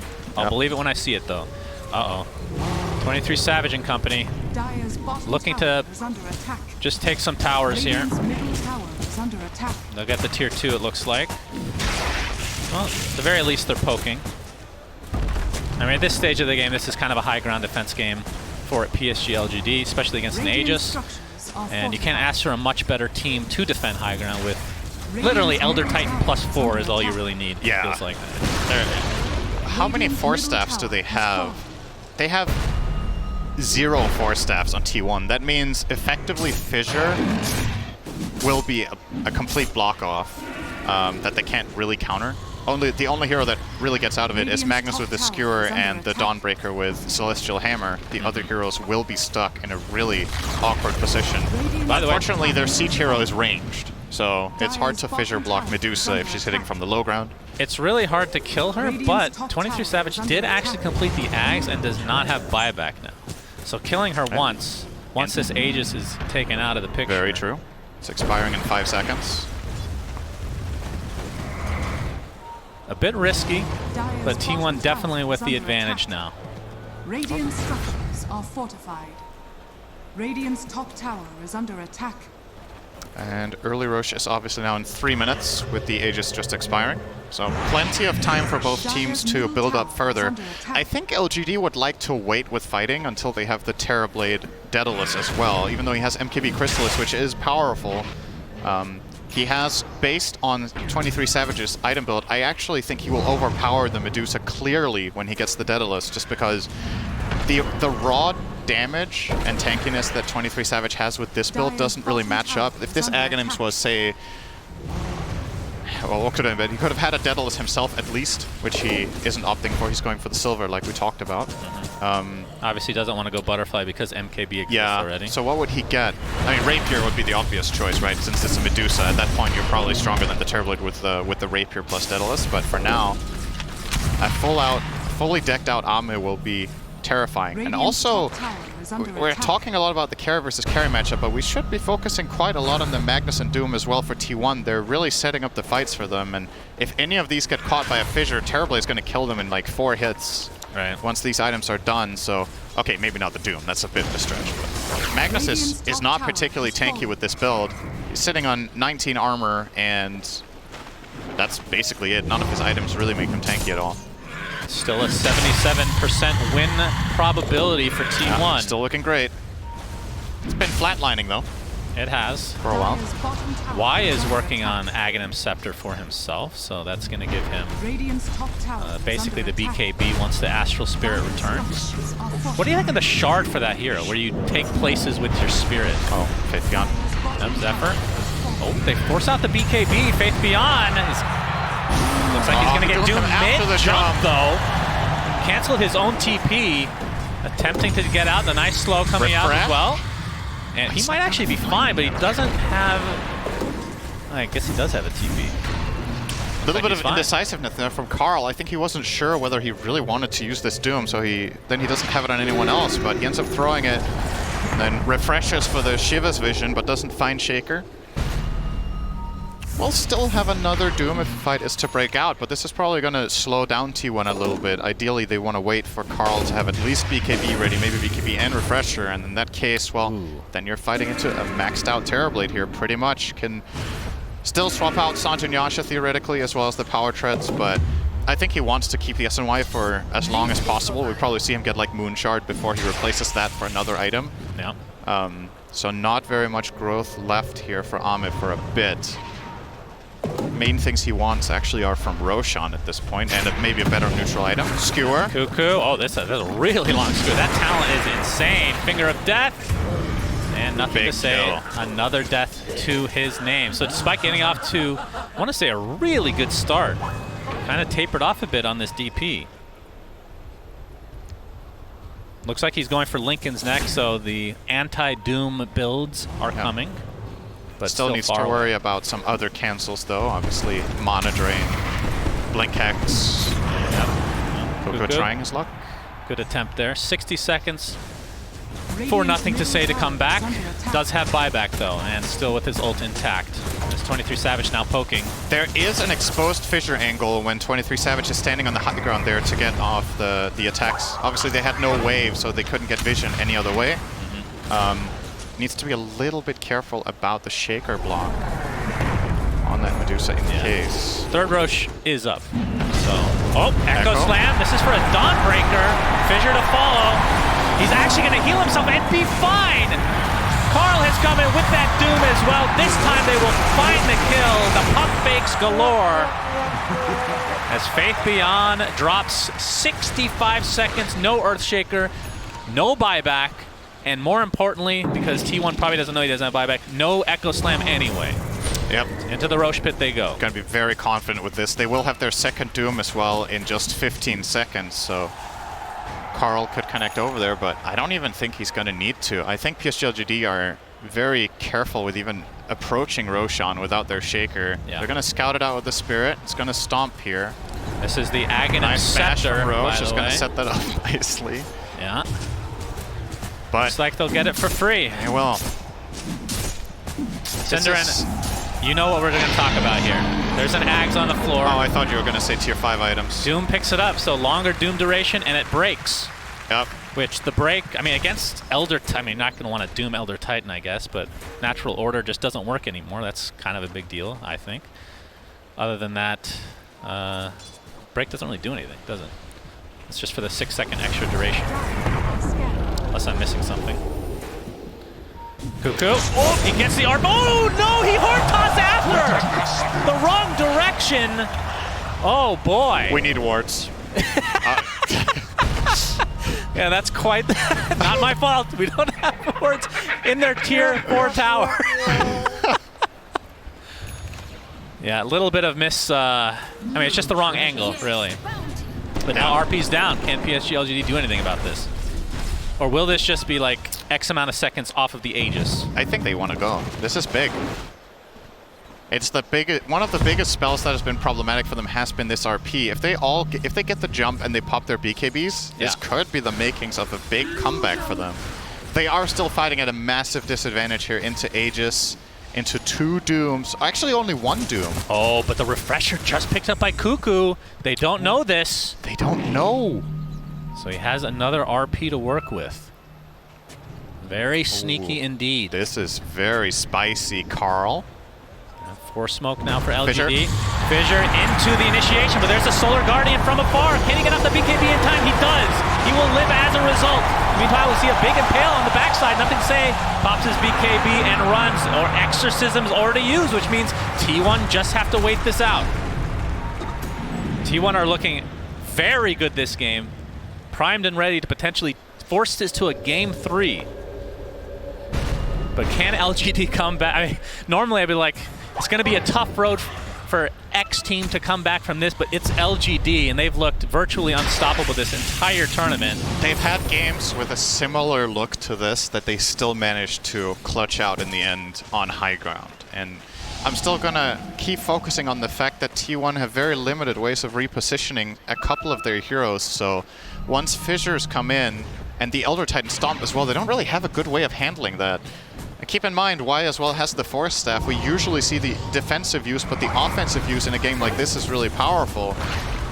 If you get the Echo Stomp or a Fissure, you can push people into a very bad position inside the Radiant base here, but for now, obviously 23 Savage very safe with the Aegis. Dire's top tower. Indeed, has the cheese in his back pocket They're as looking well. to trade top. Radiant's middle tower has That's fallen. true. Damage is definitely being done right now, but the tier 3 is still relatively healthy. And you can just Dawnbreaker? put Dawnbreaker there with the Solar Guardian if he wants to come in. He's going to take some damage, but will walk away safely. Was Echo Slam just used? Radiant's middle barracks has fallen. He used it in the last fight when they Still on jumped cooldown the... for 20 seconds. Okay. But that's the beauty. You talked about this earlier. That's the beauty of having somebody like Dawnbreaker. You can TP up there, no problem, and just use your ult to get back in the fight if you need to. Yeah, it's doing T1 a lot of good right now, having a global hero. That's for sure. Oh, the jump in again. Nothing to say gets doomed, but the Fissure blocks them off a bit. Cuckoo expends an RP. And Nothing to Say just completely surrounded and will be brought down here. They do lose Lion, though, so But- 1 for 1. Yo, Savage is in the middle of nowhere here. Could be good, could be bad. And right clicks from 23 Savage coming.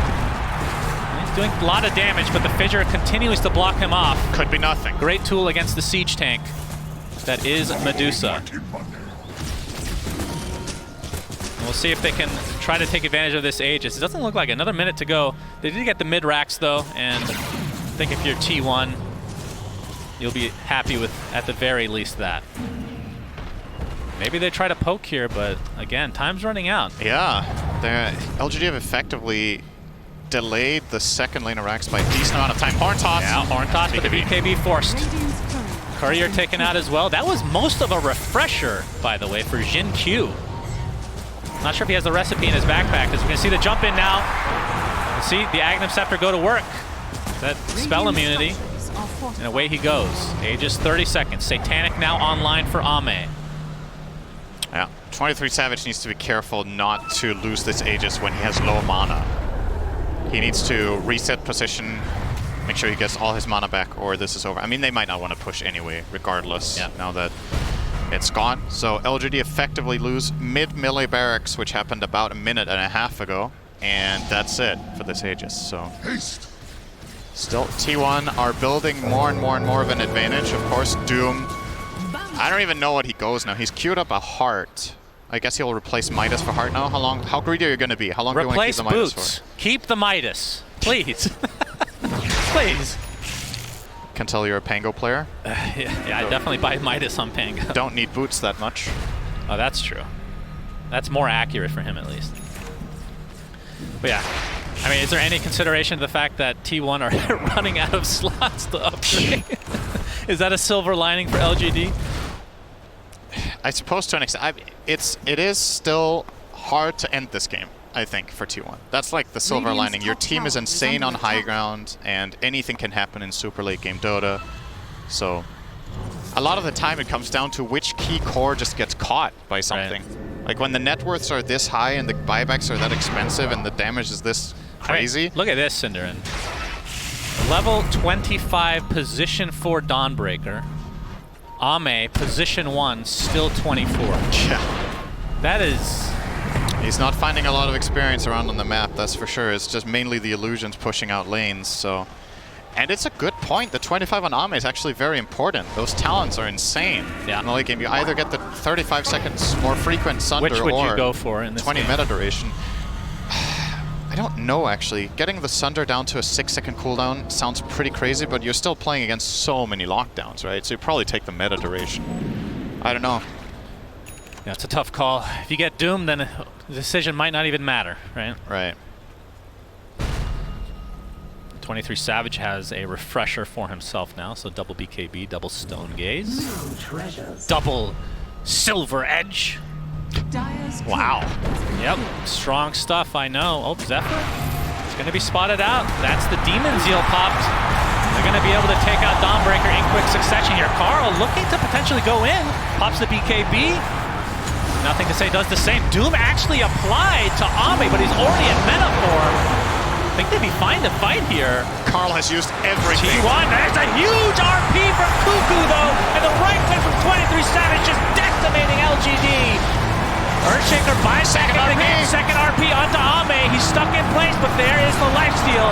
And look at how much damage he actually does. He is getting kited from afar though, as 23 Savage with that split shot modifier going to work on LGD overall.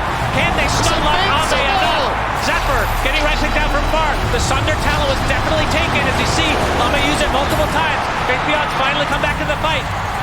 Trying to kite Medusa as much as possible. Ame, all he can do is try to lifesteal. It's not going to happen though. Double kill for 23 Savage. Finally will go down. Does have buyback, and Ame's going to expend his. So Jin Q working on Carl right now, burning down to that Inferno Blade. Fissure, nicely done. Blocks off Carl completely. Faith Beyond on the wrong side though. Why? Carl has no buyback. Still has that magic immunity. 23 Savage buys back in the game. Looks like they want to try to finish this one way or the other, Cinderin.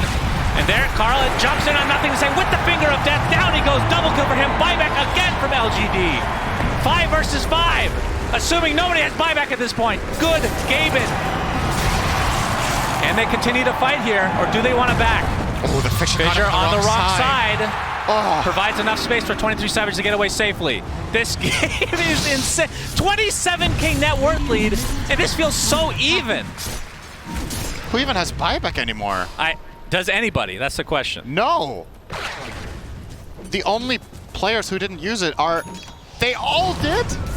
That is a 10 kill, 10 buyback. The first of TI-10 and maybe ever, actually. That is insane, man. Oh. Sheepstick now. Oh, sorry, I can't hype up everything. Sheepstick picked up by Doom. And that's a double Sheepstick, double everything. And he is This is going to be the item out. now of this game, I think. Whitemon with the Aeon Disc. I think we might see more players pick this up in this game if it goes longer. When you're without buybacks, that is essentially your second life.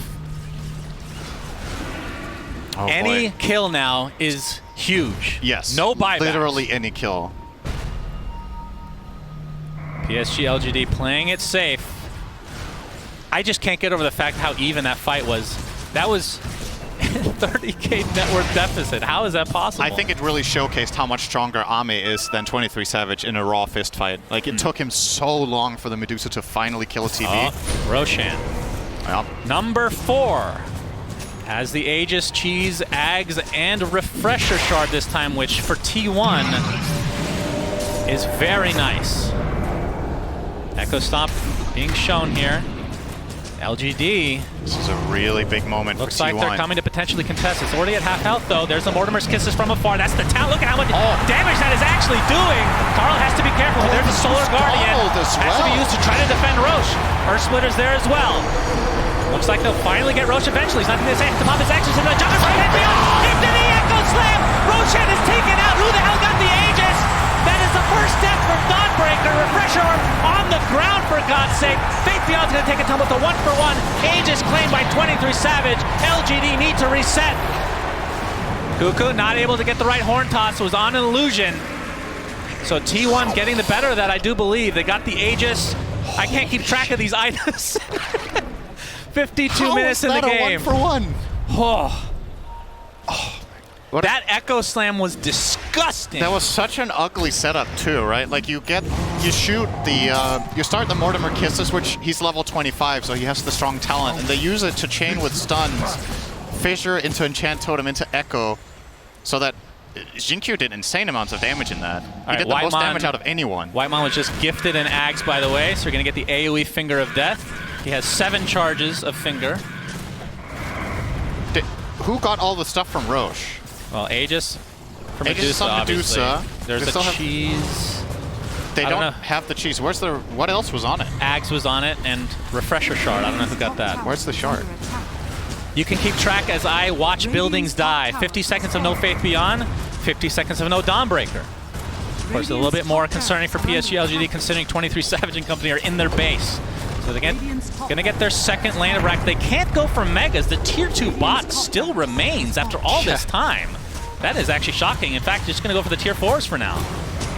23 Savage approaching level 30. Gonna be a pretty massive power So is spike Carl. for him. Yeah, Carl as well, that is true. So they get 1 tier 4.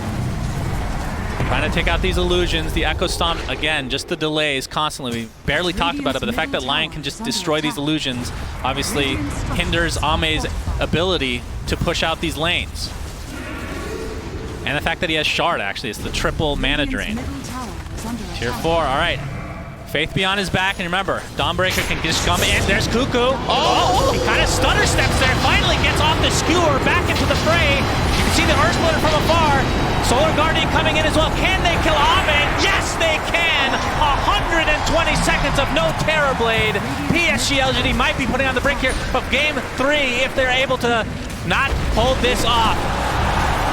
The Ancient is exposed as 23 Savage continuing to just pound upon it, forcing them back into their fountain, and this looks like T1 will be forcing the Game 3. Cinder and Faith Beyond gets off the Echo Slam though. Wide, jumps in, has a lot of damage to work with, but nothing to say. He doesn't have enough damage to kill off 23 Savage, but okay.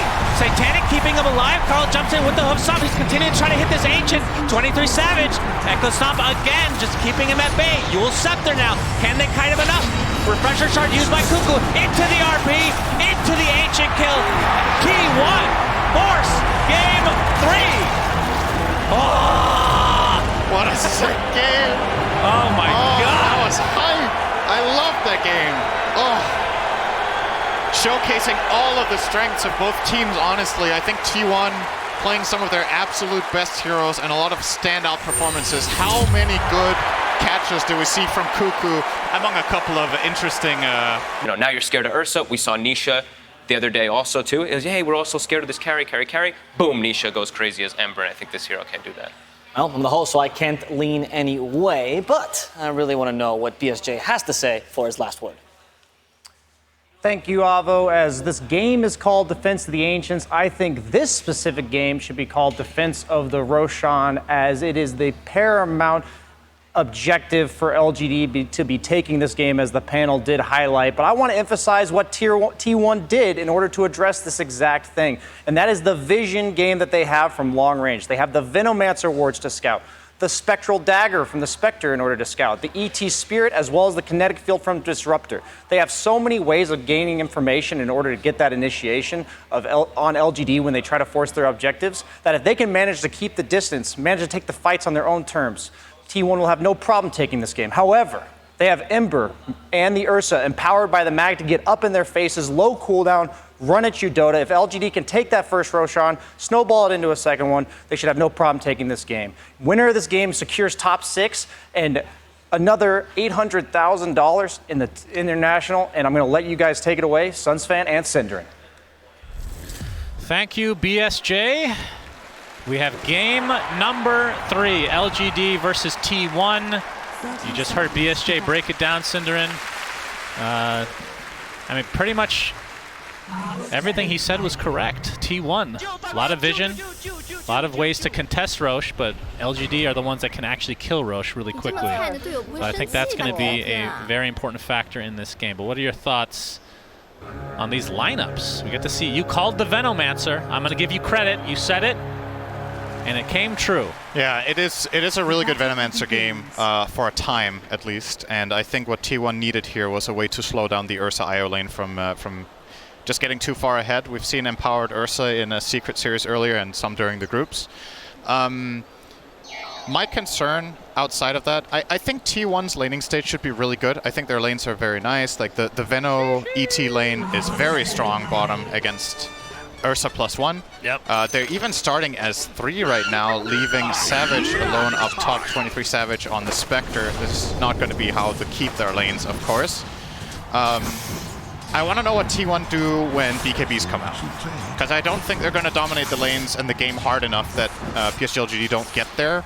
And that's my problem with the Dire lineup right now. They have nothing against BKB. They're actually going to have to kite for the full duration. Nobody kills during it. All you have is a little bit of right-click from Storm and Spectre, unless your Elder Titan somehow finds the most amazing Astral Spirit in the fight. So I think, as far as, you know, the metagame between these two teams with how they play overall in terms of tempo, how late they want the games to go, I do like LGD's prospects after 20 minutes. So I think the challenge for T1 here is to get far enough ahead that they can handle that stage of the game. So all about the BKB timings for PSG.LGD. And yeah, you're right. We've seen that Empower Ursa kind of just snowball. That's the one thing that Ursa kind of struggles with is farm, and when you can give him Empower. I mean, there's even a time where Ursa, no first blood this time. As Zephyr is going to get skewered back into the tier. Oh, no! So first blood technically goes the way of T1. Little bit of miscommunication, but a little gift. You don't see that every day. That's funny. I'll say it. That's funny. So Zephyr getting first blood, he gets full Tranquil boots off of this on his Elder Titan. It's going to make his way down toward the bottom lane. Y doesn't get anything except a long, slow walk up to top. Faith Beyond, I think, got about half the gold of that kill, roughly. Is eyeing up a Helm of the Dominator. Cuckoo bottom. Yeah, in a bit of trouble here. He's going to get right-click a couple more times. The Echo Stomp comes through, but Ame looks to be just fine. Although Zephyr, that's a lot of damage. He's going to try to Earth Shock to safety, and you can see just ticking away slightly thanks to Cuckoo. Very, very annoying hero to deal with, as has been his trajectory in Dota history, actually. Of course, some changes made to him recently. Poison Nova doing percentage-based damage, so technically scales better than he used to. I mean, how much of a difference has that made from the games that you've seen from Veno in this patch? It's one of those things that's hard to see, right? Because the damage is so slow. It's like, it's not really noticeable until you look at the post-game and compare it to like similar games historically. I don't remember the exact numbers, but for the most part, especially when you reach the mid-late portions of the game, even against agility heroes, the new Poison Nova is better than the old one, but it's primarily tanky heroes that suffer a lot more. And there aren't that many specifically high health heroes in LGD. I think the Venomancer is more about the vision and the lane power that it would bring, the reason they picked at this game. Unfortunately for Cuckoo, he's not really pressuring the Io Ursa that much just yet, but level 3 is a big turning point for Veno usually. Get a lot more damage on that Poison Sting. A skill that has a very special scaling, actually. I find it very unique the way it scales in 3 aspects like this: duration, DPS, and slow with every skill point. So effectively, you know, most skills in Dota scale in a linear fashion. Yep. This is very different. It gets so much better on level 3 and 5 for the Venomancer, obviously level 2 and 3 on the skill, compared to level 1. So for comparison, level 1 is 36 damage, level 2 is over 100, and level 3 is 250. Why don't we go through every skill in the game? You can read the tooltips. Sure. Which are available. Right. Going to the menu. First hero of Adam. Missed coin. You guys can't see, but he actually opened up the Heroes tab. You can see everybody's really happy either with the pause being unpaused now or Cinderin stop talking. Not sure. We'll have to find out another time on this segment of Cinderin +1. Or -1, depending on your perspective again. White, Thunder Strike from Whitemon. Looks like Carl's going to secure the Water Rune for himself. Already queuing up the Orchid, which obviously no big surprise. Pretty much the standard. As you can see, Zephyr preventing Nothing to Say from getting the second Water Rune, so Carl gets a double whammy this time around. Yeah.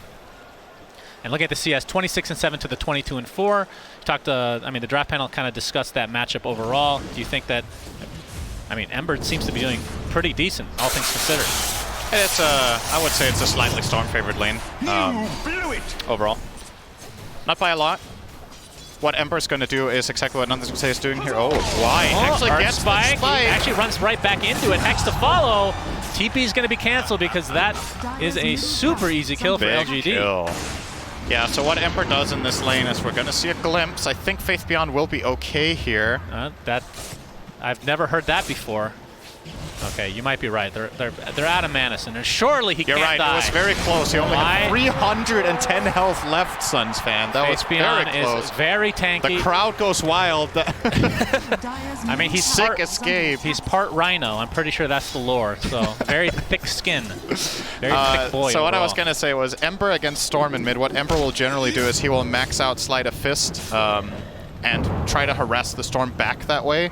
The problem with going max Flame Guard is that you can still get it broken too easily by Storm's Overload and Static Remnant charges, and at that point, you have stifled your ability to go and gank other lanes by maxing Flame Guard over Sleight, which is clearly the stronger offensive build in most situations. So I do like to see this build coming out from Nothing to Say, and yeah, that kill from Lion helps a lot. As far as T1 goes, we're still doing great on CS, both top and mid, but bottom, Echo Stomp's Cuckoo. not going to connect. Omni gets a couple right clicks off on Cuckoo, which is always scary when you're a big bad bear. It's top lane. Oh, why? Looks like he's going to try to deny himself, but 23 Savage with, the Arcana kill streak. Good to see. Very good. You're making progress on that. Probably has like 1,000 more games to go for unlocking it. Very good news for T1 here that 23 Savage is top net worth on Spectre. This hero is crazy when it is ahead. I want to say, just as a gut feeling, maybe one of the highest win rate carries of all time when it's top net worth at like minute 20. It's just crazy how well Spectre scales in a lot of games. Well, to be fair, it did used to farm really poorly. Yeah. So if it was top net worth at that point, then that's a little different story than nowadays. It's still a lot worse than most carries at farming, though, right? Like it's still slower. The Falcon Blade build-up and the better dagger. Jump in from Storm, but it looks like Cuckoo wants to play as well. Trying to turn this around on the bear. Beautiful impale from Y, but results in the same ending, which is Ame Dunzo. That's a lot of damage! Gets destroyed as well. Double kill for Nothing to Say. It's going to be a back and forth action as 23 Savage pops the wand. Is Nothing to Say still has the flame guard applied, and another beautiful sleight of fist as a triple kill for Nothing to Say. Looked really bad for LGD. Yeah, that was a but great Nothing to Say, start on great that rotation. play. T1 with a very, very good one there, but damn, that Spirit Bomb from Nothing to Say, triple Remnant I think that was, into 4 heroes, double damage rune and Slight. Ooh. It's just not fair, you know? Why do you have to have a double damage too? He's just better. Weidmon. And Shockwave is up. Doesn't have a ton of mana afterwards though. So we'll just throw it out for good measure as Ame has now made his way to the top lane. This is going to give Nothing to Say a lot of value. Obviously getting those 3 kills, he's now 4-0. He's going to grab himself Phase Boots as well as Orb of Venom. Going to finish Orb of Corrosion soon, as they're trying to get him this bottom rune, which could get a little dicey. Yeah. It's top. Bronze, and it is top indeed. It's an illusion, so mostly just for filling up the bottle purposes. Not a ton of kill potential. Carl should still be careful. Like, this hurts. If he gets caught in a stun chain and there's a little bit of damage coming out from Nothing to Say in addition to just a Slight, he can still die from 2/3 to just the Lion Ember here. He's going to respect it and go jungle. As you see, 23 Savage in the jungle, farming to his heart's content. So Aghanim Scepter will be the choice after the Falcon Blade. That seems to be the standard. We talked about this before, but before this tournament, we saw some Echo Saber. Like there's some differences between builds. We see some Orchid as well, but for the most part, we're seeing this same one that this game will have again. But the Aghanim Scepter just seems to be super strong with that 30-second cooldown, single target haunt Cinderin, aka Shadow Step, whatever you want to call it.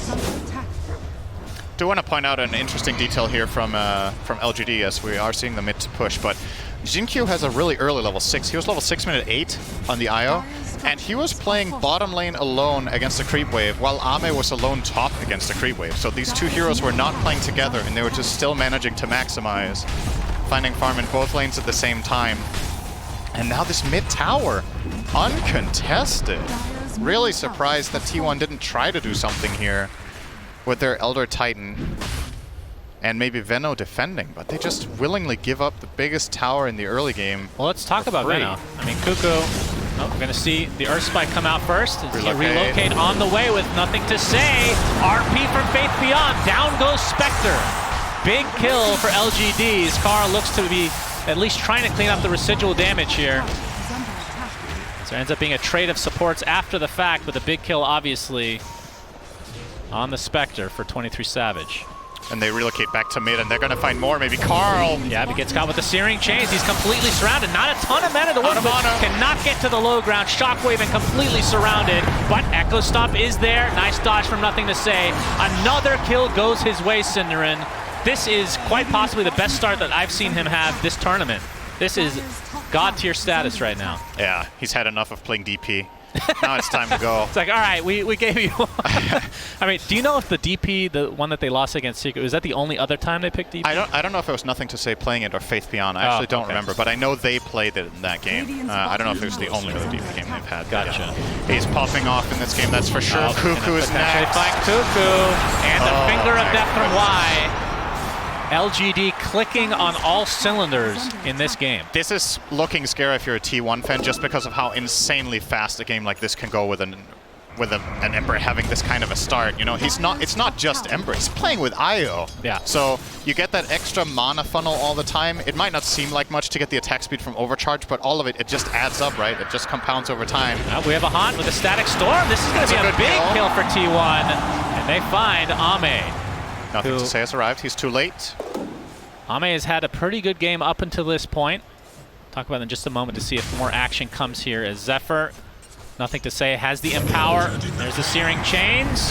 Trying to dodge the Echo Stomp, but will not be able to. Zephyr with the TP out. So, all right, forget about this last kill for a second here, Cinderin. Cuckoo, Venomaster, you talked about one of the big reasons. I know it's not the only reason, but one of the big reasons you pick it in this game is because Ursa has a hard time against it. Yeah. They just switched lanes, and Ame has had a really good game in terms of farming, all things considered. Was this worth the Veno pick, or is there still more to come that we should look for? I think this is already concerning. They would have probably liked it to go better than this, but the Veno against Ursa is just a lot different when there's an IO, I think. It's just you have so much more regen coming through. Yeah. So that extra bit of move speed and overall mobility in lane really helps. Oh, nothing to say. He might just kill Whitemon here, honestly. The glimpse, but the Remnant is out, stuck inside the kinetic field, but does not matter. Nothing to say. Completely dominating. 7-0, and this is going to open up space for Ame to get inside the Roche pit. Has the Morbid Mask, going for the Diffusal Blade. And this should be a freebie. 12.5-minute Roche. Depending on how long this game goes, Cinderin, we might see 10 Roches. Can we get to double digits? Ever. That was a very random comment. I don't know what to say to that. Why are you suddenly thinking of 10 Roches? I don't know. I'm just really excited. I get really excited by Roche. I feel like he's underappreciated by the masses. His lore is very interesting. All right, you get 10 seconds to sign a new drop from Roche after Refresher Shard and Ags. Bloodthorn. That's not a new design. You're just putting an item on it. Well, that's what's already being put. All right, Refresher droppings. Okay, what it's do they something do? on. It's like a worse version of a shard. Why would the 5th one get that?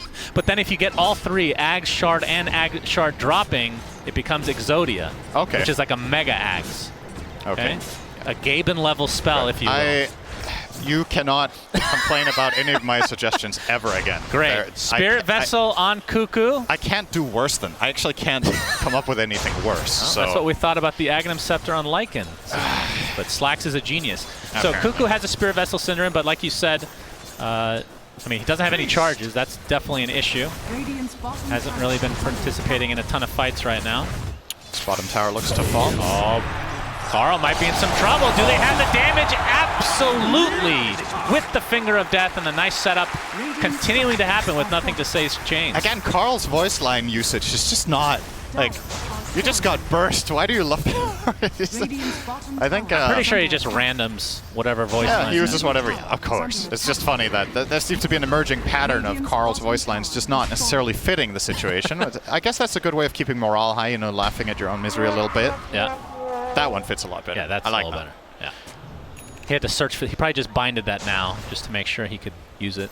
Did you say binded? Bind it. Oh. I was just like, do I have to lecture you about verb inflection once again now? All right, Diffusal picked up by Ame. I'm just going to ignore. That's an old school one, actually. Going to ignore your insult again. Yep. Nothing to As say. You do. You never learn from it. Just creating so much pressure for T1. It's going to be a smoke move here, I think. This would be if they could find nothing to say right now, this would be pretty big because he's getting close to finishing BKB. See why, but yeah, the Plague Ward's giving that vision. Spectral Dagger comes out. Nice little detail with the perch creep, by the way.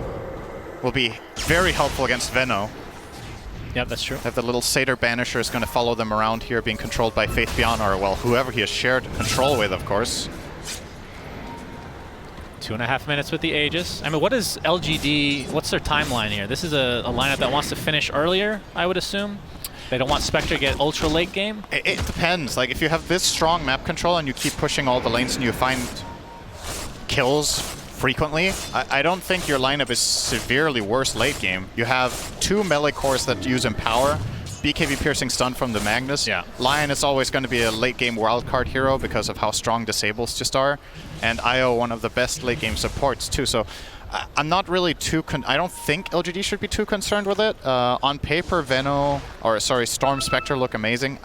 Veno often falls off kind of at some stages. And unfortunately for Cuckoo, he hasn't really ever had a massive impact in the game yet. Well, yeah, he just hasn't been in any fights yet, which, to be fair, that hasn't really been an actual team fight. It's been kind of this scattered, I mean, nothing to say, just all over the map, essentially, with the IO support. Yeah, and he has the BKB Orb of Corrosion, right? So you can really tell that LGD have an understanding here of what is the one problem we have is if we get caught by spells. Yep. So a lot of the times Ember's in this position will not go for the straight BKB, but get like a Maelstrom or another build-up item. But it feels like he has enough damage with just the Empower and the Orb of Corrosion, and with this BKB, he's honestly invincible. If he gets it off, he's never dying while that's running to this lineup.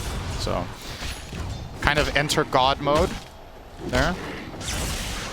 And with this Aegis, I mean, I'm guessing there's no pressure from LGD to try to use this Aegis in any specific way. Just continue with map control, try to get some objectives, but you don't have to go ham, so to speak. Of course, Spectre is getting close to Ags here. You think they're going to try to do something with this 40-second timer?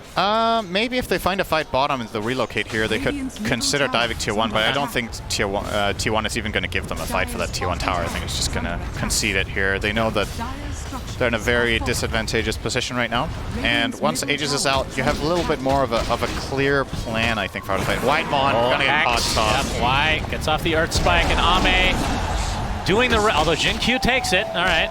They still have relocate tax. Okay. Yeah, pops a BKB. TP's coming as well. Cuckoo gets off a Gale, not really going to hit anything. But I mean, that's actually pretty big. They force out that big BKB charge for nothing to say. That was a great disengage from T1. They get the BKB, they back off. They also got the relocate, and the Aegis also expired there. So, nicely done. Kind of weaving around the fight. But at the same time, also a little bit concerning that you have this lineup and you feel like you can't fight, right? Yeah. You really want to fight with these heroes. Oh, 21 Savage. Boy. He's being eyed up by Y. Yep, there's the Earth Spike to start things out. Ame on the way. And just going to burst him down. Finger of Death gets the finishing blow. Didn't even get a chance to cast the dagger. He just died in the stun hex combo. Ursa has so much damage. Yeah, LGD on the same page again. And I think more than any other team in this tournament, it just feels like they make so little mistakes that... And so few. So few mistakes. The fact that a non-first English language person is correcting me really makes this sad. First English language person, yes. Oh, God. It is I. End me, simply. Yes, I don't remember what I was saying anymore. What the hell is it? Oh, they don't make many mistakes. True. So the opposing teams haven't really found much of an avenue to try to take advantage of something like that. It just feels like they're, I don't know. I don't want to say invincible because obviously they lost game 2, but even with that massive, massive disadvantage they had in terms of net worth, they still made it a game. Yeah. Which is really surprising.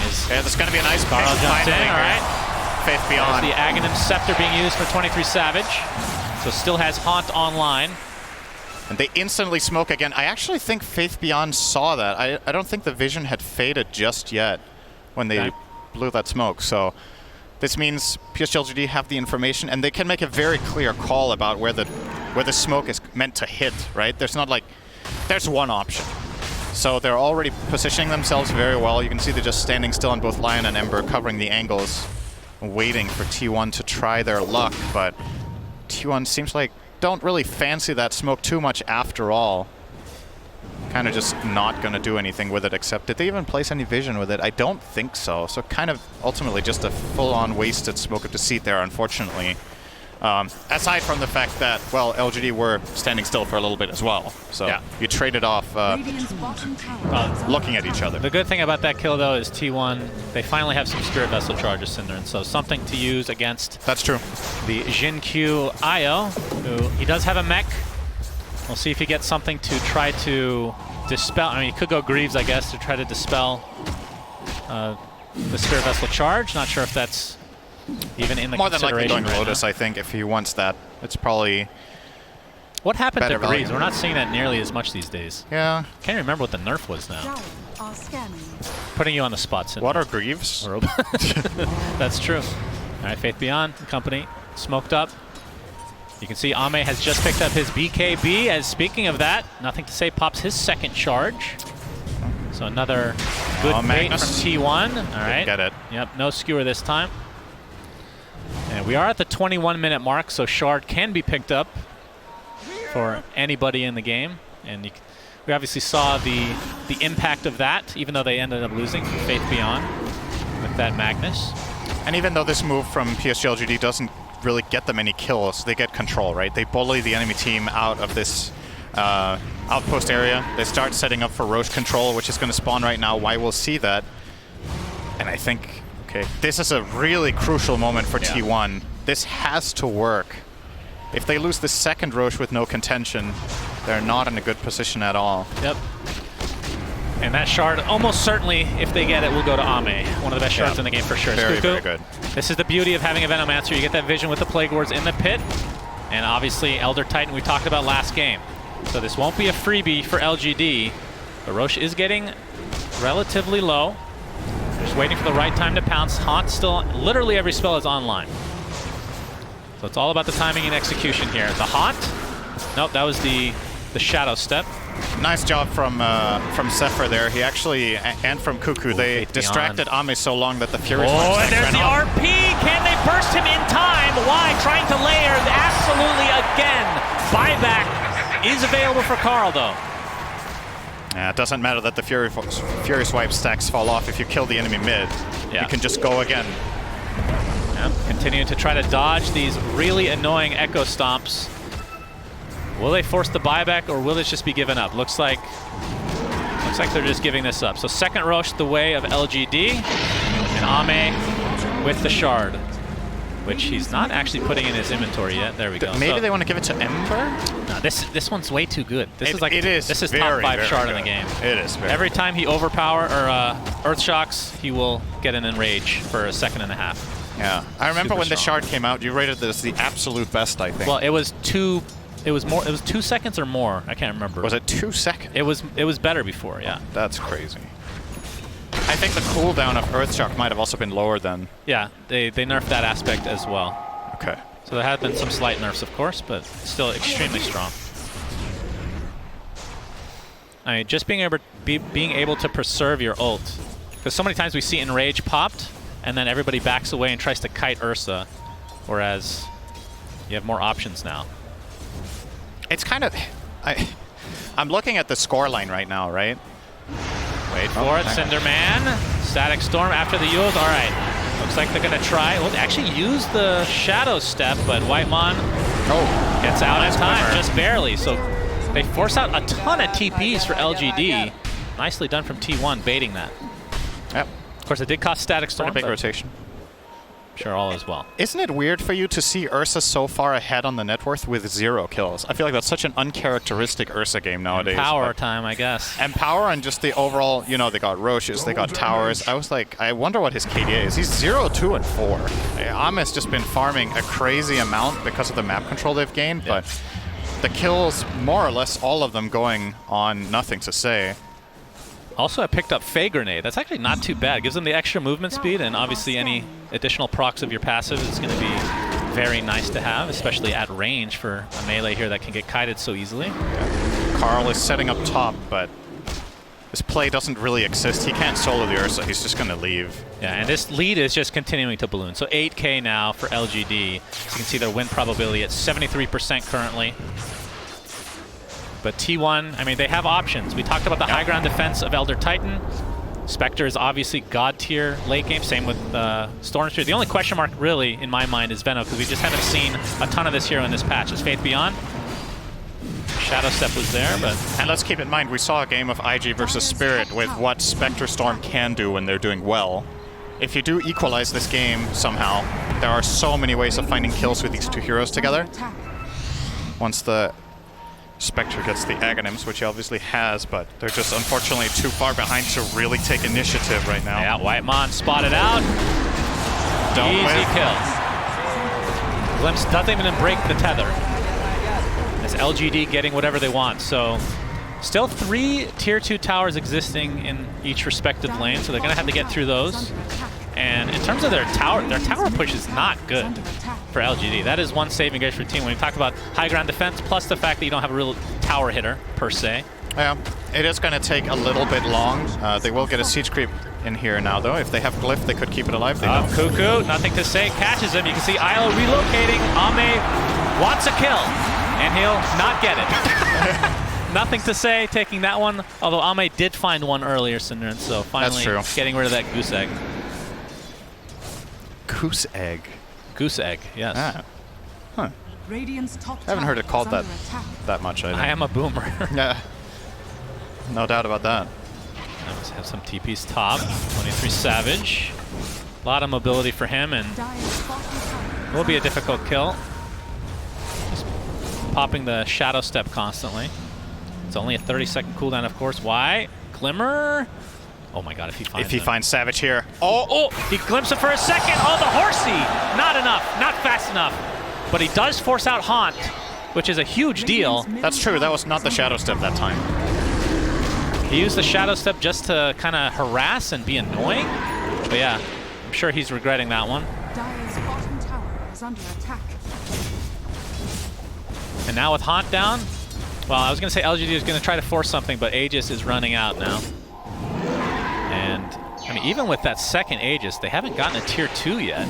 But still, not the end of the world, because they're just farming the entire map, and the lead is continuing to grow. Dire's middle tower is under attack. Need to clean up these pesky Plague Wards that Cuckoo's going to keep placing. Like his itemization, by the way. I think the Halberd Force Staff is very good this game. Yep. You want that against Ursa. You need a repositioning tool, and you need the disarm. So, Oh, see the jumping. Carl pops the BKB just to ensure a kill, but it's only Y for now. Trying to force out the BKB from nothing to say, but he's not going to get baited this time. 2 times is enough for him.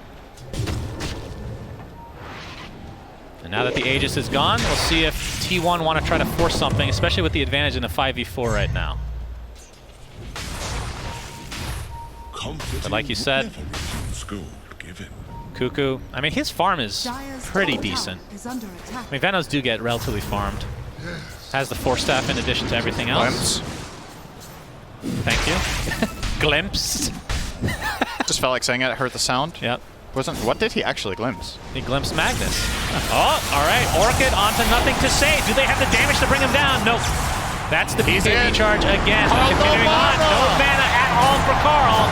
He's going to be brought down in quick succession. And it looks like Elder Titan is next on the list. LGD showing their prowess right now. And nothing to say, just continuing to destroy everybody in his wake.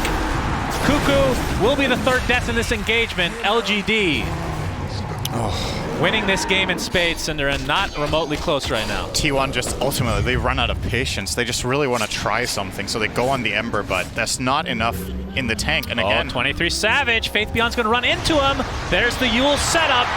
Has the RP if he needs it. Manta's popped, but here comes Ame with the right clicks. Into the horn toss. Down he goes, not even needing RP. Look at the ultimates on the top. They all have them, other than Io. good. Which Thank you for matter. correcting yourself. Technically I'm correct. proud of you. Thank you. I'm proud of you for specifying that. Thank you, Cinderin. I just want to make you proud one day. Yeah. You're definitely improving right now. Thank you.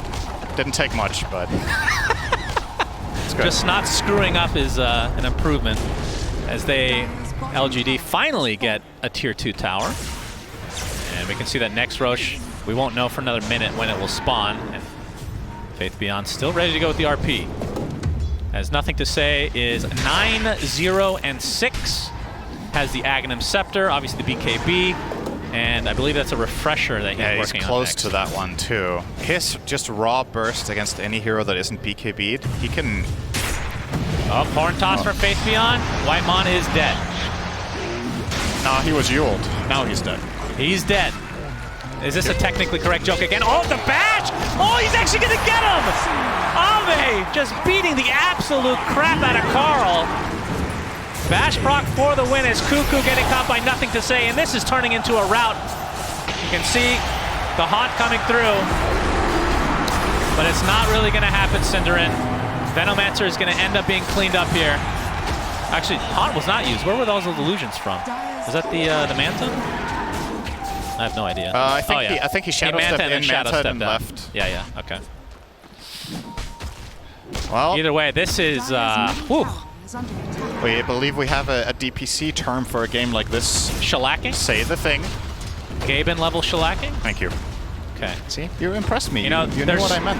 There's 3 levels to the Gaben level shellacking. Did you know that? Oh, there's more levels. There's than that. just regular Gaben shellacking. Then there's Gaben's mustache shellacking. And then the top of the top is Gaben top hat shellacking. Top hat? Yes, I think the OG EG, the OG Secret Qualifies. game was definitely a Gaben top hat shellacking. Top hat. Yeah.